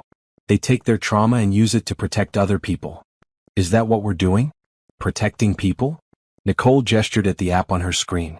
We're building technology that tells women they're beautiful exactly as they are, that gives them tools to enhance their features instead of hiding them, that makes beauty accessible regardless of budget or location or skin tone. Yeah, I'd say that's protective. We're protecting them from an industry that's told them for decades that they're not good enough. Simone looked at their work with new eyes. She'd been so focused on the business aspects, the revenue models, the user acquisition, the competition, that she'd lost sight of why they'd started this. To help people feel radiant. Her phone buzzed with a text from Patricia. Jonathan's lawyers just filed a motion to delay the divorce, claiming they need more time to assess marital assets. Judges rarely grant these, but be prepared for the court date to potentially move. Simone showed the message to Nicole. He's panicking. Good. Let him panic. Let him watch everything fall apart while you build something better. What if he somehow wins? What if his lawyers find some loophole, some way to invalidate my father's contract or claim Radiant as marital property? Nicole turned to face her fully. Then we fight. Then we appeal. Then we start over if we have to. But Simone, you can't let fear of what might happen stop you from celebrating what is happening. You're winning. You've already won in so many ways. Don't let him take that from you by making you afraid. She was right. Simone had spent 3 years living in fear. Fear that she wasn't good enough, fear that Jonathan would leave, fear that she deserved the emotional neglect she experienced. She was done being afraid. You're right, Simone said. Let him file his motions. Let his lawyers try their tricks. I have truth and evidence on my side. And even if the worst happens, even if I somehow lose the divorce settlement, I still have Radiant. I still have you. I still have myself. That night, Simone slept better than she had in months. She dreamed about the future, about Radiant's launch, about seeing their app on millions of phones, about reading articles about how they'd changed the beauty industry. She woke to an email from Luxe Cosmetics, confirming their meeting and expressing excitement about the partnership. She woke to a text from Patricia saying the judge had denied Jonathan's motion to delay. She woke to a message from the Catalyst Ventures partners asking for a progress update, having heard about the Luxe partnership through industry connections. Everything was falling into place. Jonathan's empire was crumbling while hers was rising. 3 weeks until she was free. She could hardly wait. 6 months after the gala that destroyed her marriage, Simone stood at the podium of TechCrunch Disrupt's main stage, looking out at an audience of 2,000 people. The irony wasn't lost on her. This time last year she'd been sitting in that empty penthouse, convincing herself she was happy, while Jonathan was at a tech conference with Veronica. Now she was the one on stage. And the conference was hers. Radiant Technologies launched 4 months ago, Simone said, her voice steady and clear. In that time, we've reached 8 million downloads, partnered with 12 major beauty brands and achieved profitability. But those numbers don't tell the whole story. She clicked to the next slide, which showed messages from users. Real women, real testimonials. For the first time, I saw makeup that actually matched my skin. I learned I don't need to hide my features. I need to celebrate them. This app made me feel beautiful when nothing else did. Simone paused, letting the words sink in. That's what Radiant is really about. Technology that serves everyone, not just the people who've always been served. The applause was thunderous. Simone smiled, soaking it in, remembering every moment of doubt and fear that had brought her here. After her presentation, she was swarmed by reporters, investors, and other founders wanting to connect. Nicole rescued her after 20 minutes, steering her toward a quiet corner of the convention center. You killed it up there, Nicole said, handing her a bottle of water. 3 VCs want meetings, Forbes wants to interview you for a cover story, and someone from Apple's App Store team wants to discuss featuring us. Apple? Seriously? I told them we'd think about it. Nicole grinned. I figured playing a little hard to get wouldn't hurt. They were laughing when a man approached, tall, well-dressed, with warm brown eyes and an easy smile that reached all the way to his eyes. Excuse me, he said. Simone Bennett? I'm Dante Wilson, partner at Summit Ventures. I saw your presentation and had to introduce myself. What you're building is exactly the kind of company we love to support. Simone shook his hand, noting his firm grip and genuine enthusiasm. She'd met dozens of investors over the past months and had developed a sense for who was actually interested versus who was just networking. Dante seemed actually interested. "Thank you," she said. "Are you looking to invest?" "Potentially, though I know you just closed a successful seed round. I'm more interested in talking about what comes next, your Series A scaling strategy, international expansion. Summit specializes in helping companies go from good to dominant." He handed her a business card. "But I'd love to have that conversation over coffee, not in a crowded convention hall. Are you free tomorrow morning?" Simone glanced at Nicole, who nodded slightly. "Tomorrow works. 9 a.m.? Perfect. There's a great coffee shop near my office. I'll email you the address." His smile widened. "And congratulations on your success. Not just radiant but everything. I read the Forbes piece about your divorce. What you did took incredible courage." There it was, the reference to her personal life that always came up. Simone had learned to handle it gracefully. "Thank you. It was necessary. Well, it's clear you're channeling that experience into something meaningful. I look forward to our conversation." He nodded to Nicole. "Pleasure meeting you both." After he left, Nicole elbowed Simone gently. "He's cute. He's a potential investor. He can be both.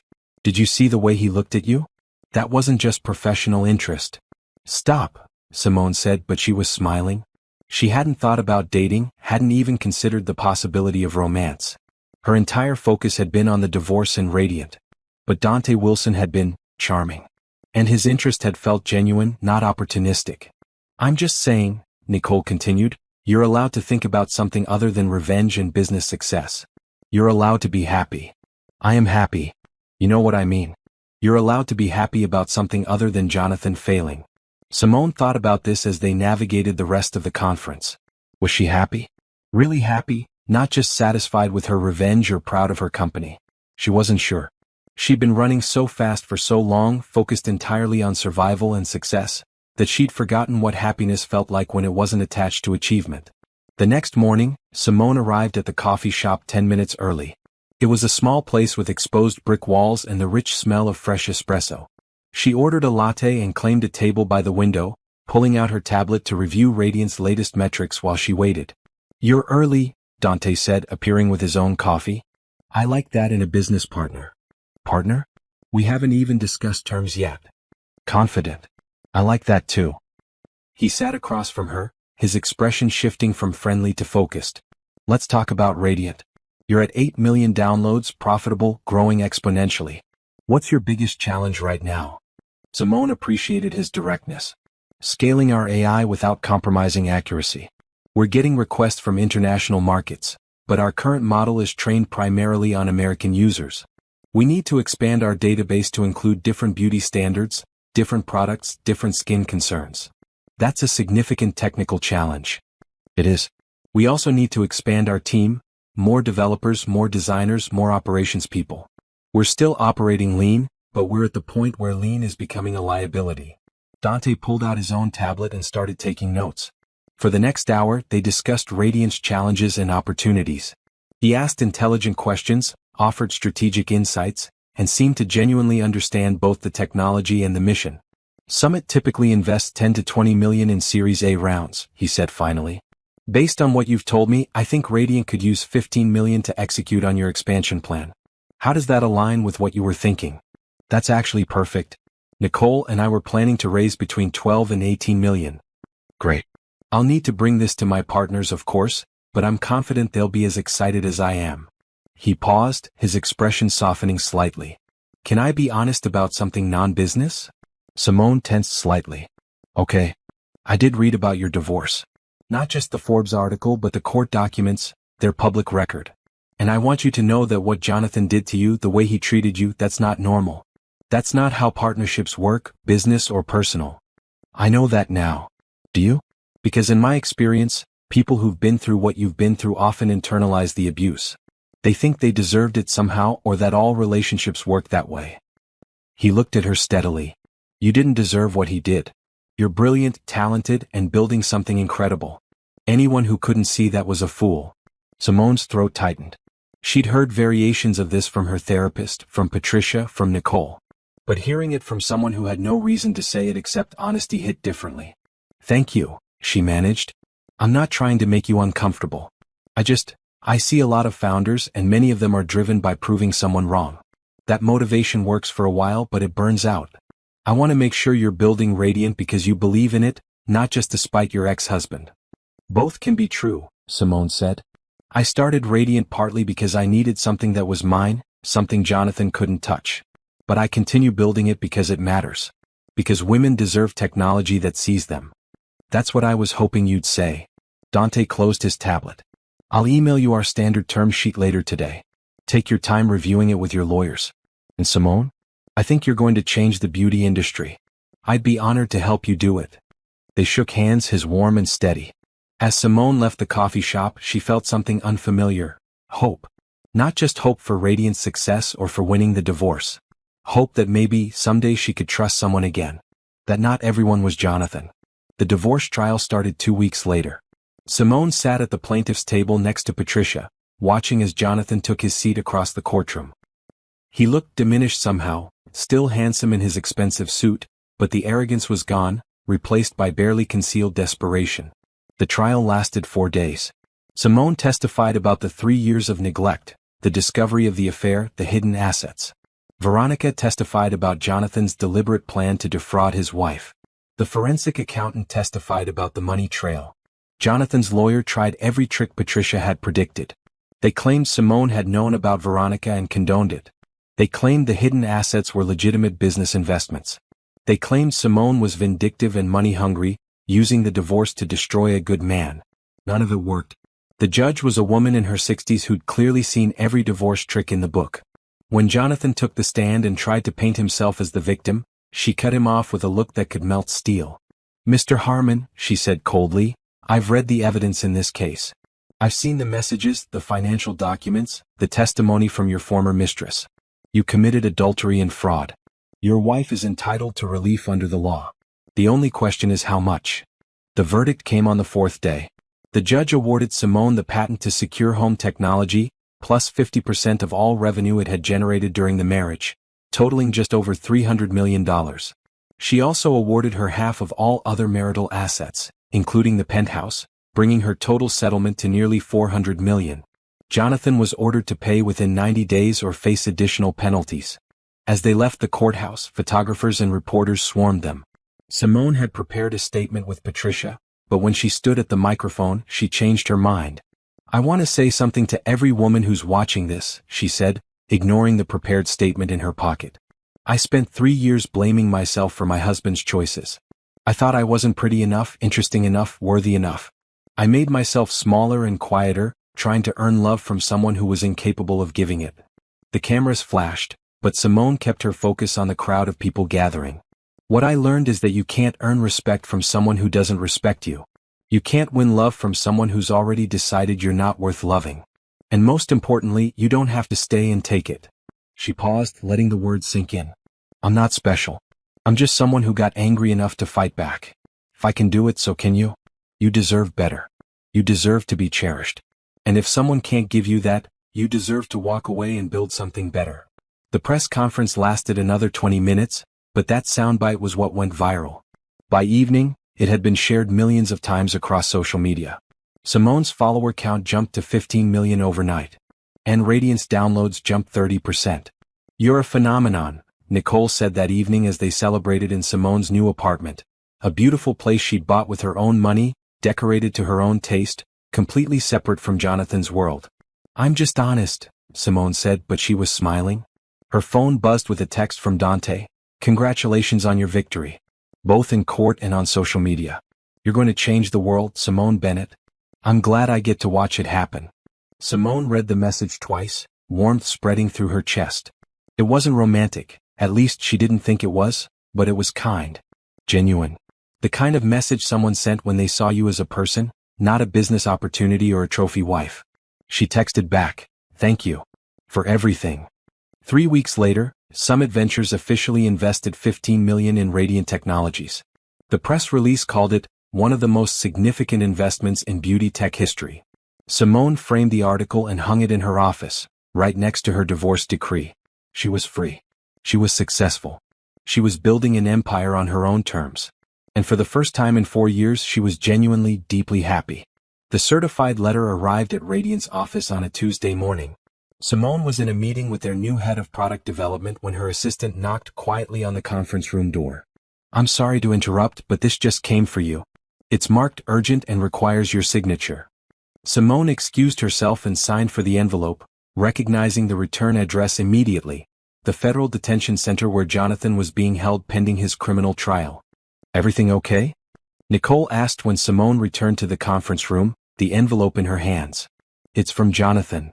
Simone stared at the envelope like it might bite. "From jail." "You don't have to read it," Nicole said firmly.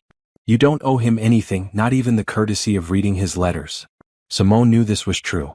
Patricia had advised her months ago to cut off all contact with Jonathan, to block his number, to refuse all attempts at communication. For the most part, she'd succeeded. But curiosity and perhaps a small need for closure made her tear open the envelope.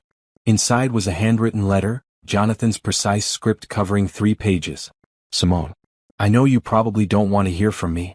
I know I have no right to ask anything of you after what I've done. But I'm writing anyway because I need you to know the truth. I made terrible mistakes.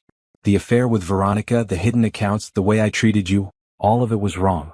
I've had a lot of time to think in here, to really examine my choices and the man I became.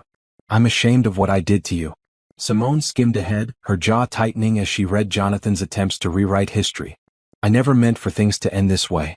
I thought I was building something, creating a legacy. I told myself the ends justified the means, that you'd understand eventually. I was wrong. The federal prosecutors are offering me a plea deal, 15 years if I plead guilty to all charges. My lawyers say I should take it, that if I go to trial I could get 25 years. I'm 42 years old, Simone. 15 years means I'll be nearly 60 when I get out. I know I don't deserve your help, but I'm asking anyway. If you would agree to testify as a character witness, tell the court that I wasn't always the monster the prosecution is painting me as, it might help with sentencing. You knew me before all of this. You know I'm not completely evil. I'm also asking you to consider dropping the civil lawsuit regarding the patent revenue. I know the court awarded you the money, but enforcing that judgment while I'm in prison will bankrupt what's left of my assets. I won't have anything when I get out. I'll be starting over with nothing. Please, Simone. For the sake of what we once had, for the memory of your father who wanted us together, please help me. I'll never bother you again. I'll sign whatever you want, agree to any terms. Just help me this one last time. I'm sorry. I know that's not enough, but it's all I have. Jonathan." Simone read the letter twice, feeling absolutely nothing. No anger, no sympathy, no guilt.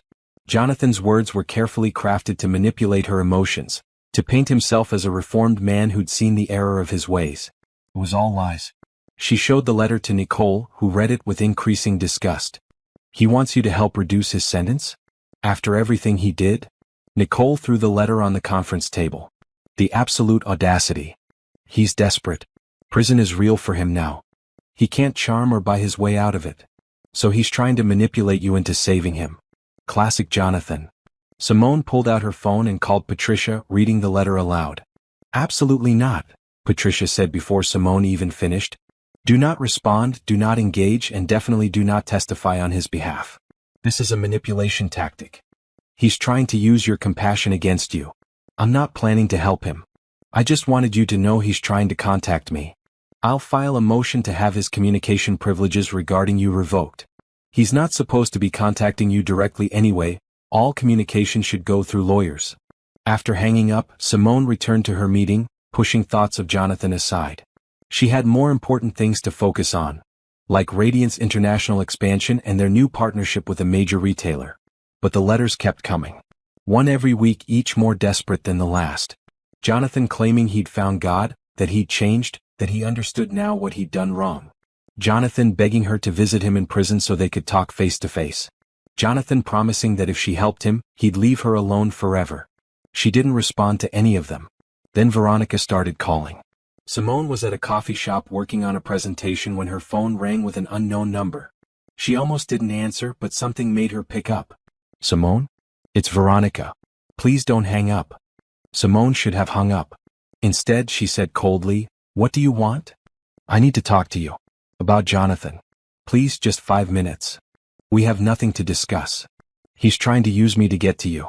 He's been writing me from prison, asking me to contact you, to convince you to help him with his sentencing.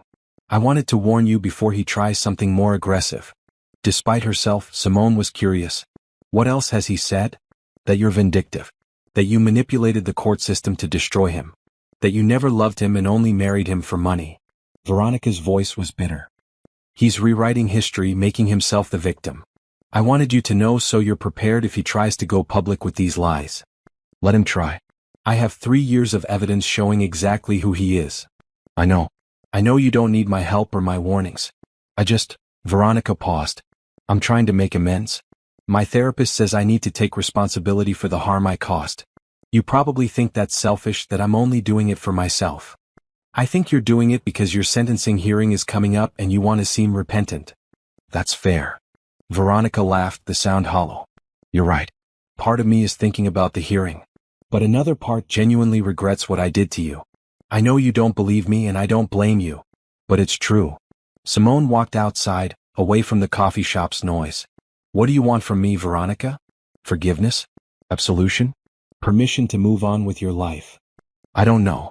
Maybe I just wanted to hear your voice and know that you're okay. That I didn't completely destroy you. You didn't destroy me. Jonathan didn't destroy me.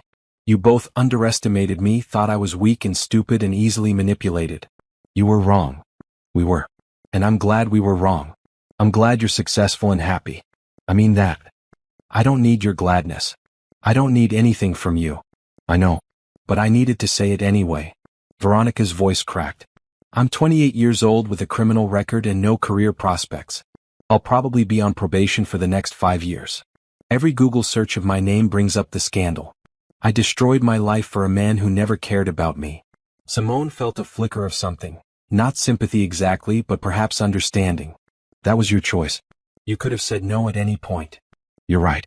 I made my choices and now I live with them. Just like Jonathan is living with his. Veronica took a shaky breath. I won't contact you again. I just wanted you to know that I'm sorry, and that I hope you have a beautiful life. You deserve it. The call ended. Simone stood on the sidewalk, staring at her phone, processing the conversation. She didn't forgive Veronica. She probably never would. But she also didn't hate her anymore. Hate required energy and emotional investment, and Veronica simply wasn't worth it. A month before Jonathan's sentencing hearing, his mother showed up at Radiant's office. Simone had met Eleanor Harmon exactly twice during her marriage, at the wedding and at one awkward Christmas dinner. Eleanor was old money, the kind of woman who wore pearls like armor and judged everyone around her for not meeting her impossible standards. She looked older now, her perfectly styled hair showing more gray, her designer suit hanging slightly loose on her frame. Mrs. Bennett, Eleanor said when Simone's assistant showed her in. She refused to use Simone's married name, had refused even at the wedding. Thank you for seeing me. I wasn't aware I had a choice, Simone said, remaining seated behind her desk. A power move, but one Eleanor would understand and respect. You always have choices. That's what makes this situation so unfortunate. Eleanor settled into the chair across from Simone with practiced grace. I imagine you know why I'm here. Your son wants something from me and he's sending you to ask for it. My son is many things, but he's still my son. I don't approve of what he did to you. I told him at the time that marrying you under false pretenses was dishonorable. But he's facing 15 years in federal prison, and as his mother, I have to try to help him. I'm not helping him. I'm not asking you to help him.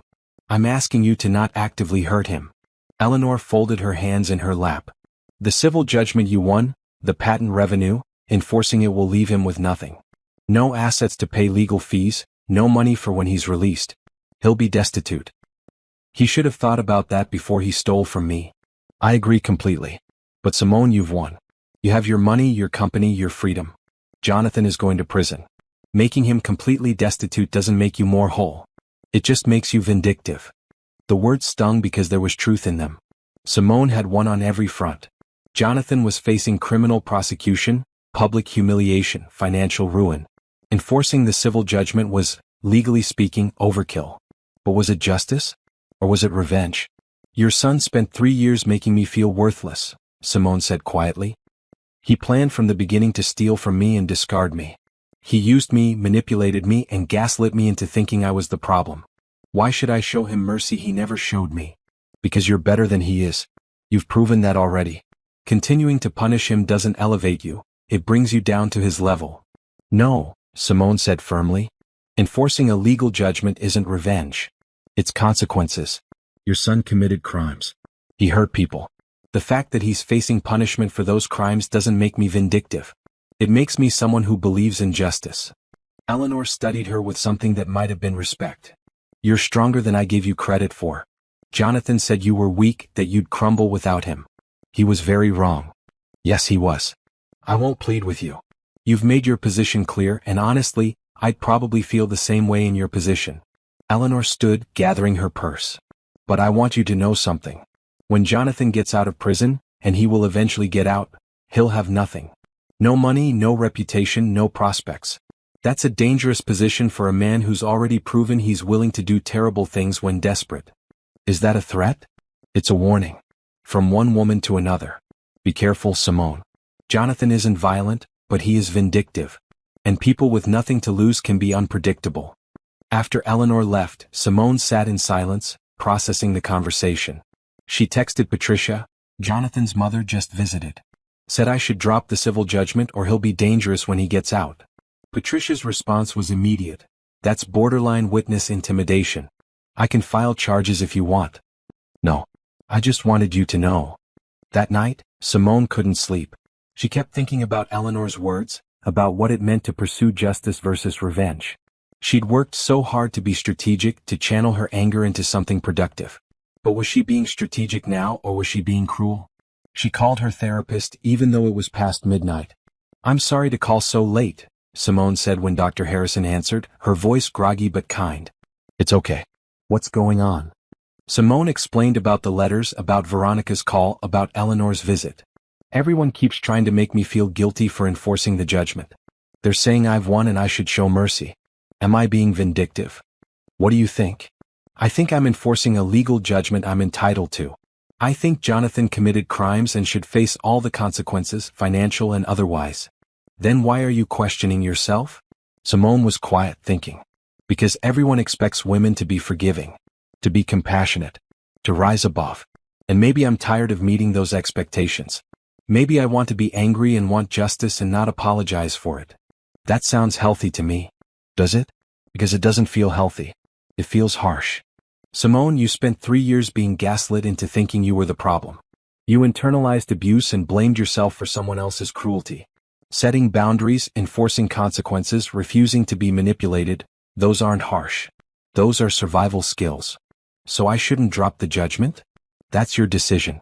But make it based on what you need, not what other people think you should do. You don't owe Jonathan or his family anything. You owe yourself peace and closure on your terms. After the call, Simone made her decision. She texted Patricia, enforce the full judgment. Every dollar. Patricia's response, you're sure?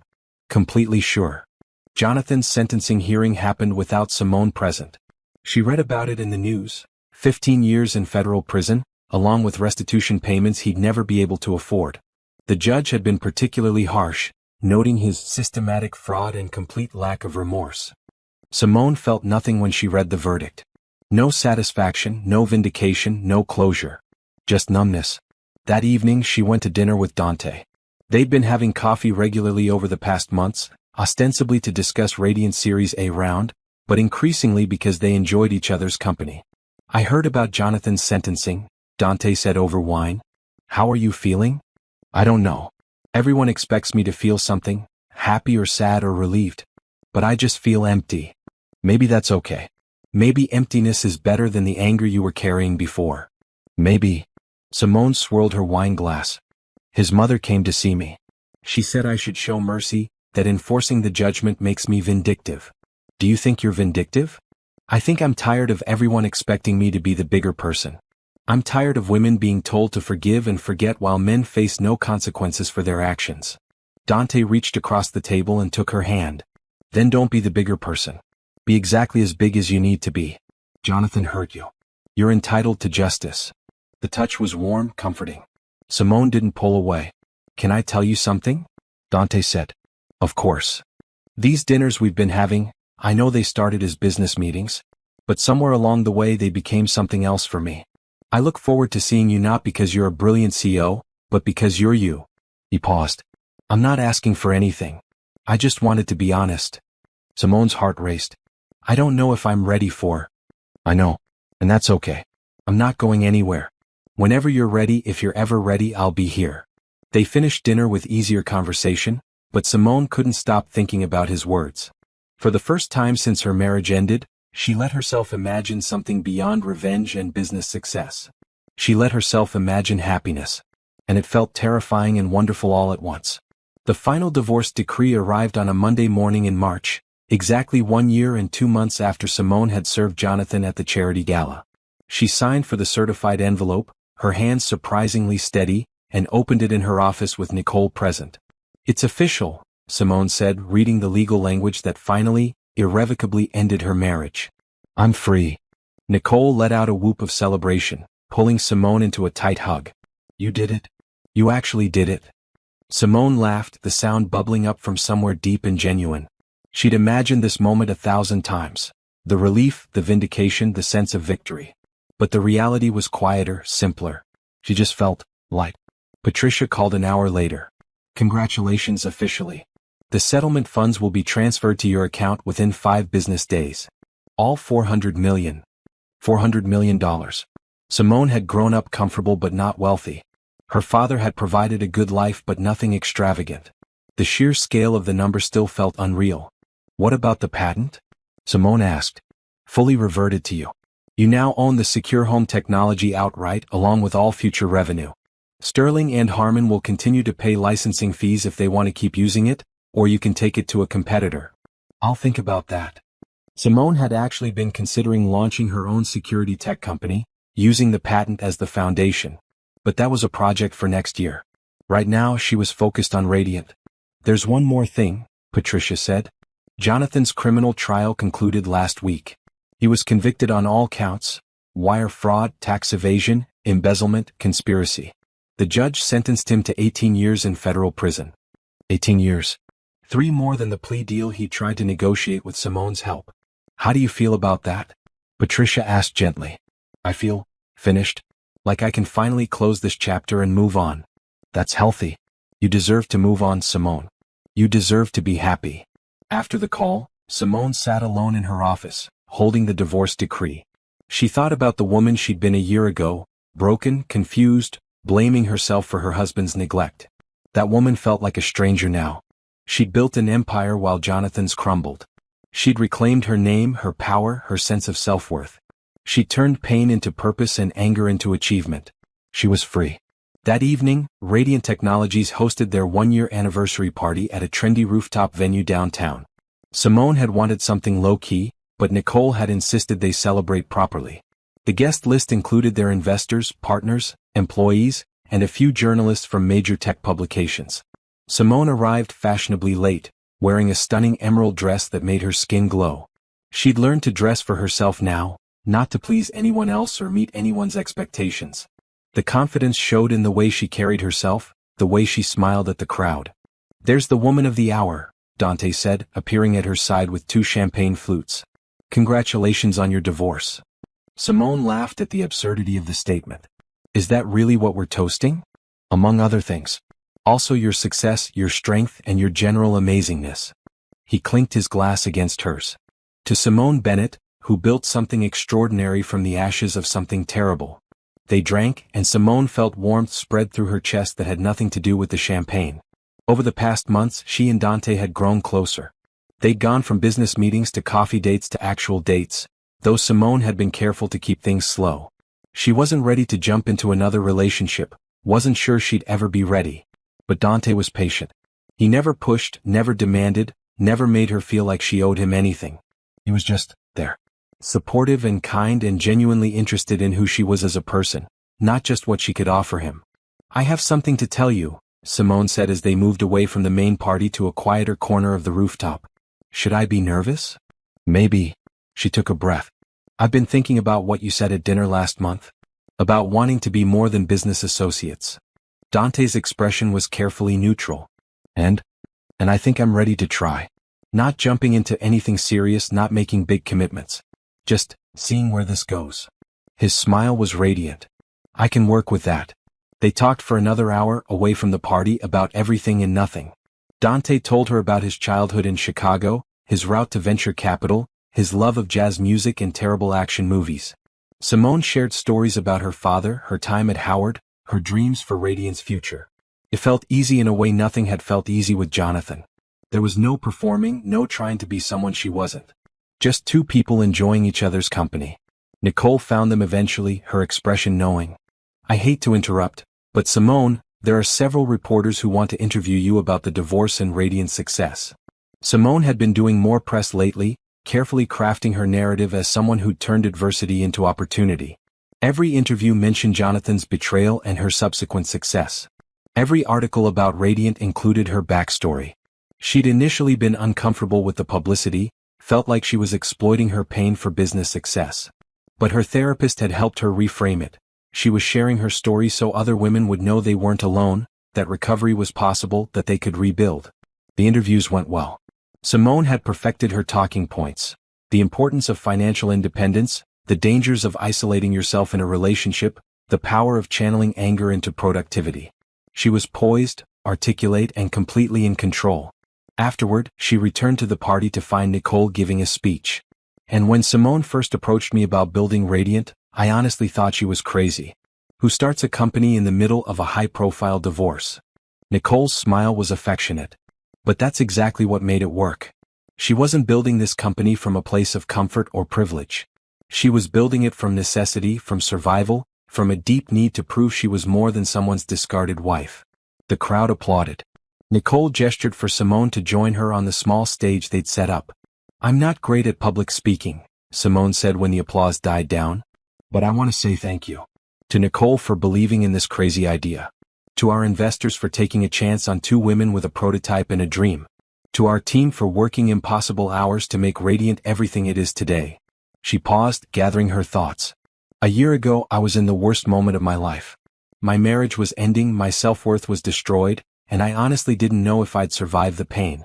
But I had a choice. I could let that pain define me, or I could use it to build something better. The room was silent, everyone listening. Radiant Technologies isn't just a beauty app. It's proof that we can transform our worst moments into our greatest triumphs. It's proof that women don't need to be saved, we can save ourselves. And it's proof that the end of one story is just the beginning of another, better one. The applause was thunderous. Simone stepped down from the stage, her heart pounding, and found Dante waiting. That was perfect, he said. It was honest. That's what made it perfect. The party continued late into the night.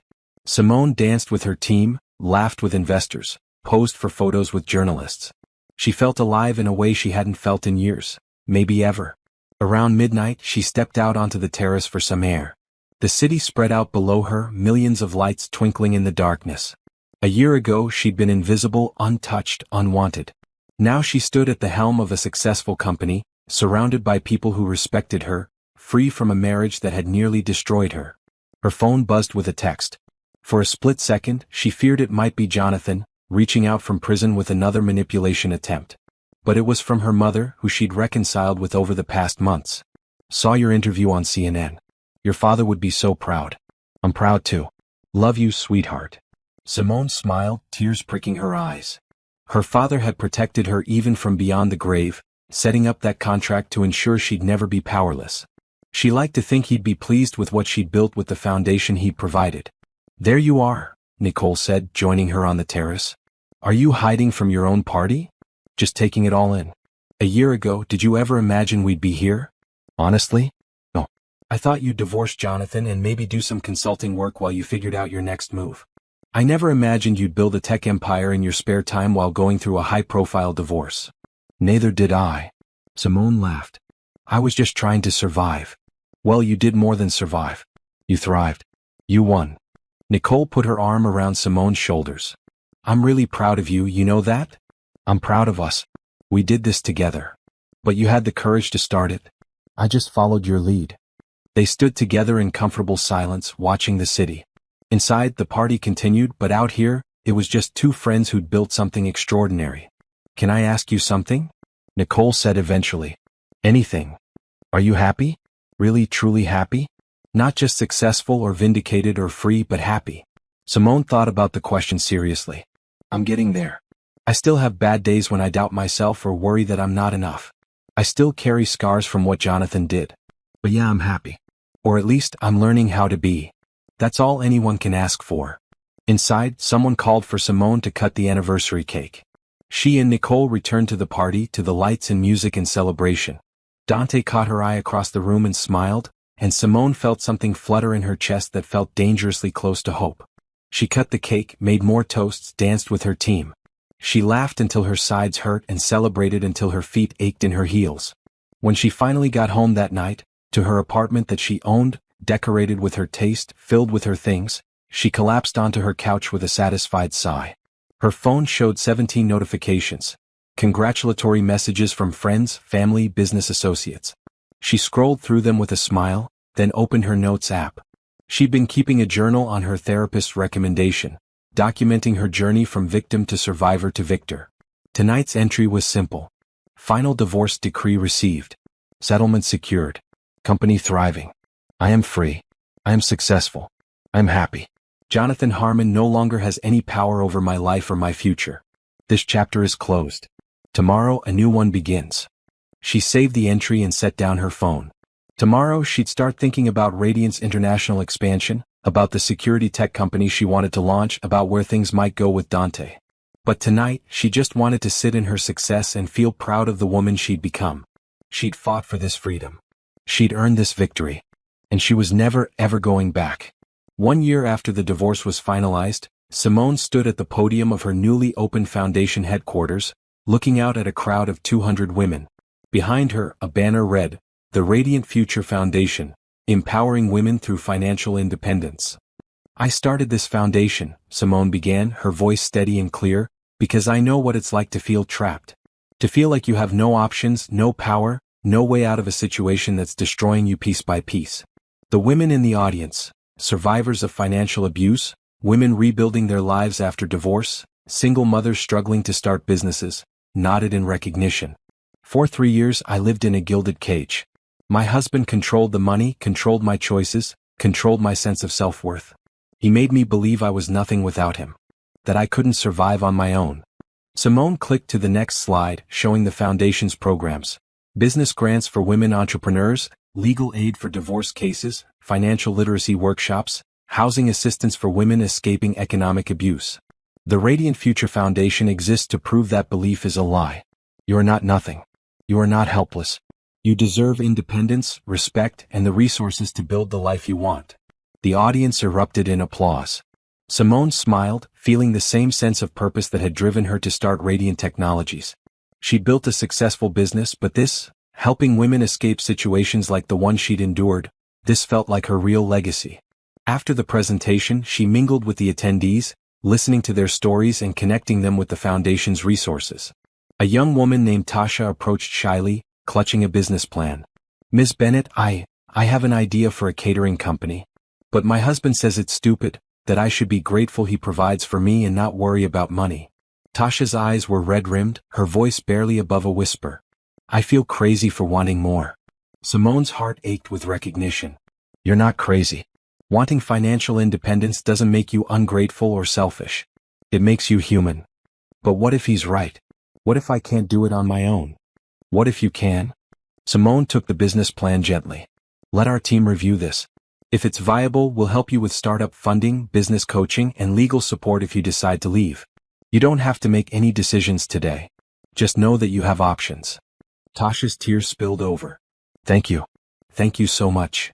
Simone hugged her, remembering the woman she'd been a year ago, desperate for someone to tell her she wasn't crazy, that she deserved better, that escape was possible. After the event, Simone returned to her office at Radiant's headquarters. The company had grown exponentially. They now occupied 3 floors of a downtown building, employed over 100 people, and had expanded to 15 countries. The app had been downloaded 50 million times, and they just closed a Series B round valuing the company at $500 million. Nicole was waiting in Simone's office, feet propped on the desk, scrolling through her tablet. "How was the foundation event?" Nicole asked. "Emotional. Powerful. Necessary." Simone collapsed into her chair.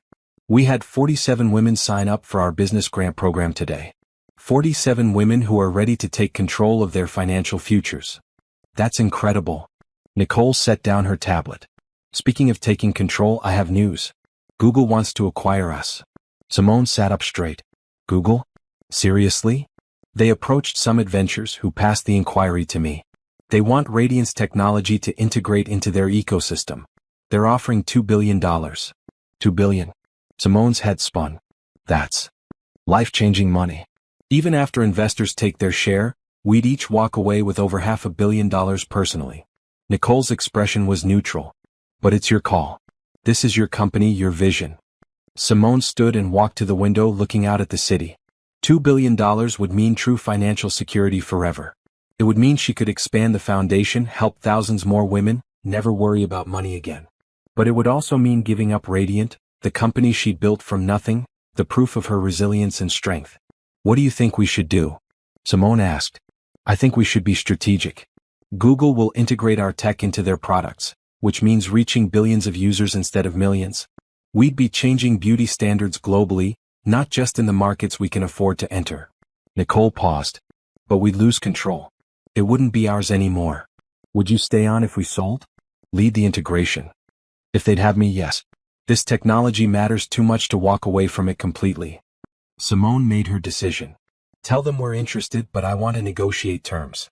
I want guarantees about how the technology will be used, commitments to maintaining our inclusive focus, and positions for both of us in the new structure.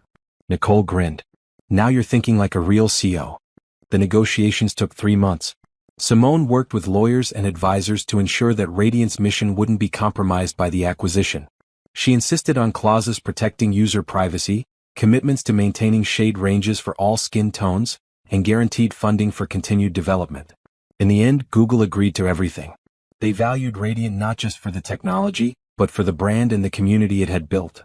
They wanted Simone and Nicole to lead the integration and continue developing the product within Google's infrastructure. The day the deal closed, Simone became one of the youngest black female billionaires in America. The press coverage was intense, but she'd learned to manage it. She gave interviews about building businesses, about surviving financial abuse, about the importance of women's economic independence. She never mentioned Jonathan unless directly asked, and when she did, her answers were brief and factual. He was her past. Radiant and the foundation were her future. 6 months after the acquisition, Simone hosted a private dinner at her new house, a beautiful property in the suburbs with a garden and space for the life she was building. The guest list was small. Nicole and her girlfriend, Patricia, and her husband, a few close friends from the foundation, and Dante. Dante had been a constant presence in Simone's life over the past year. They'd taken things slowly, building a relationship based on friendship and mutual respect before adding romance. He'd met her mother, attended foundation events, supported her through the Google acquisition. He'd never pushed for more than she was ready to give, never made her feel obligated or trapped. And slowly, carefully, Simone had let herself fall in love. After dinner, they walked in the garden together while the other guests lingered inside. I have something to tell you, Dante said, taking her hand. Summit Ventures is opening a West Coast office. They want me to run it. Simone's stomach dropped. California? San Francisco specifically. It's a huge opportunity, basically my dream job. He paused. But I told them I needed to talk to you first. What? This is your career. Because my career isn't the only thing that matters to me. You matter. What we're building together matters. Dante turned to face her fully. I don't want to move across the country if it means losing you. So I'm asking, is there a version of this where we both get what we want? Simone thought about it.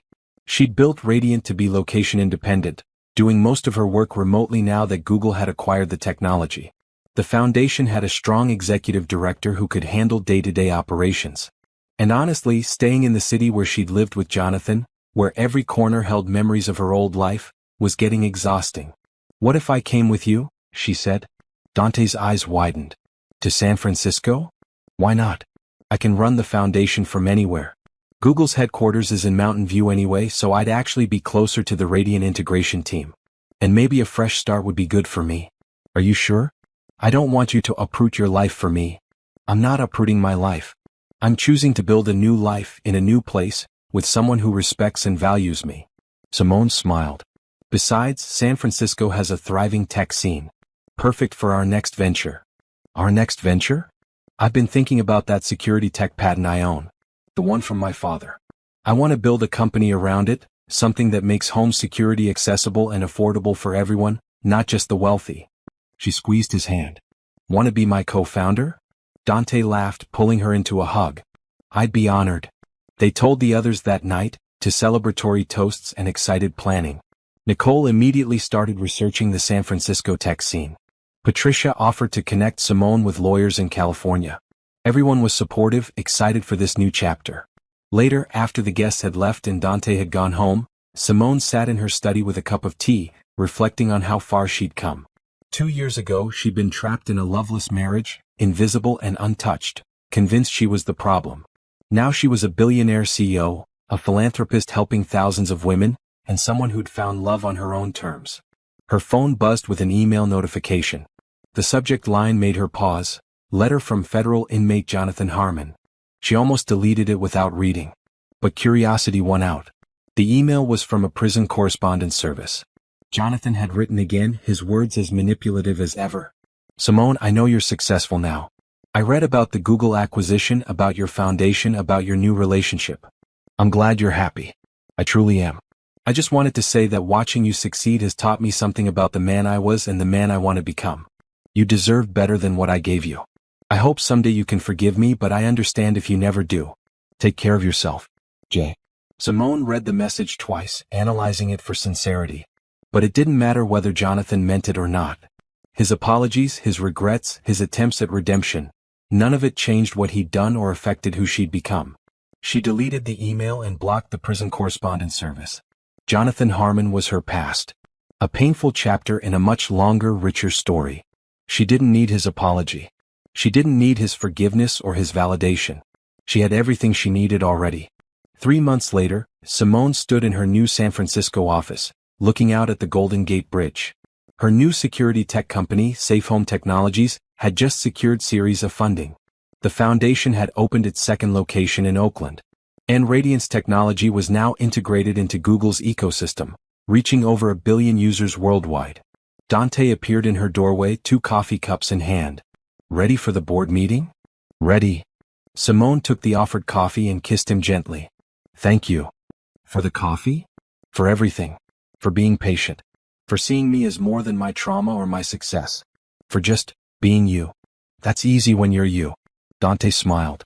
Come on, let's go change the tech industry. They walked to the conference room hand in hand, passing employees who greeted Simone with respect and genuine affection. She'd built this company on principles of equity and respect, making sure no one would ever feel invisible the way she had. During the board meeting, they discussed expansion plans and product development. Simone contributed ideas confidently, no longer second-guessing herself or wondering if she belonged in these rooms. She'd earned her place here. Not because of who she'd married or what she'd survived, but because of what she'd built and who she'd become. After the meeting, she returned to her office and pulled up her journal, the one she'd been keeping since the divorce. Today I realized something, she wrote. I used to think Jonathan destroyed me. Then I thought I'd rebuilt myself despite him. But the truth is simpler. He never had the power to destroy me. He hurt me, yes. He manipulated me and lied to me and tried to make me small. But the woman I am today was always inside me, waiting for permission to emerge. I gave myself that permission. I chose to fight. I chose to build. I chose to survive and then to thrive. That was all me. He gets no credit for my success, just as I give him no more power over my pain. This is my story. My victory. My new beginning. And it's only just started. She saved the entry and closed her laptop, looking out at the San Francisco skyline. Somewhere, Jonathan was in prison, serving time for his crimes. Somewhere, Veronica was rebuilding her life after probation. Somewhere, Eleanor Harmon was probably still convinced her son was the victim. But none of that mattered to Simone anymore. She'd moved on. She'd built an empire. She'd found love. She'd created a foundation to help others escape the trap she'd barely survived. She was Simone Bennett, not Simone Harmon, never again, and she was unstoppable. Her phone rang. It was Nicole, calling from Seattle where she was overseeing the Radiant integration. Hey, have you seen the latest numbers?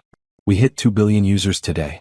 2 billion women trying on makeup virtually, learning techniques, building confidence. We did that, Simone. We actually did that.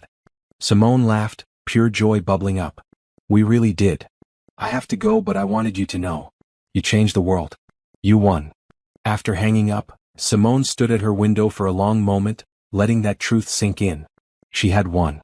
Not just the divorce settlement or the business success. She'd won her freedom, her power, her sense of self. She'd won her life back. And that was the greatest victory of all.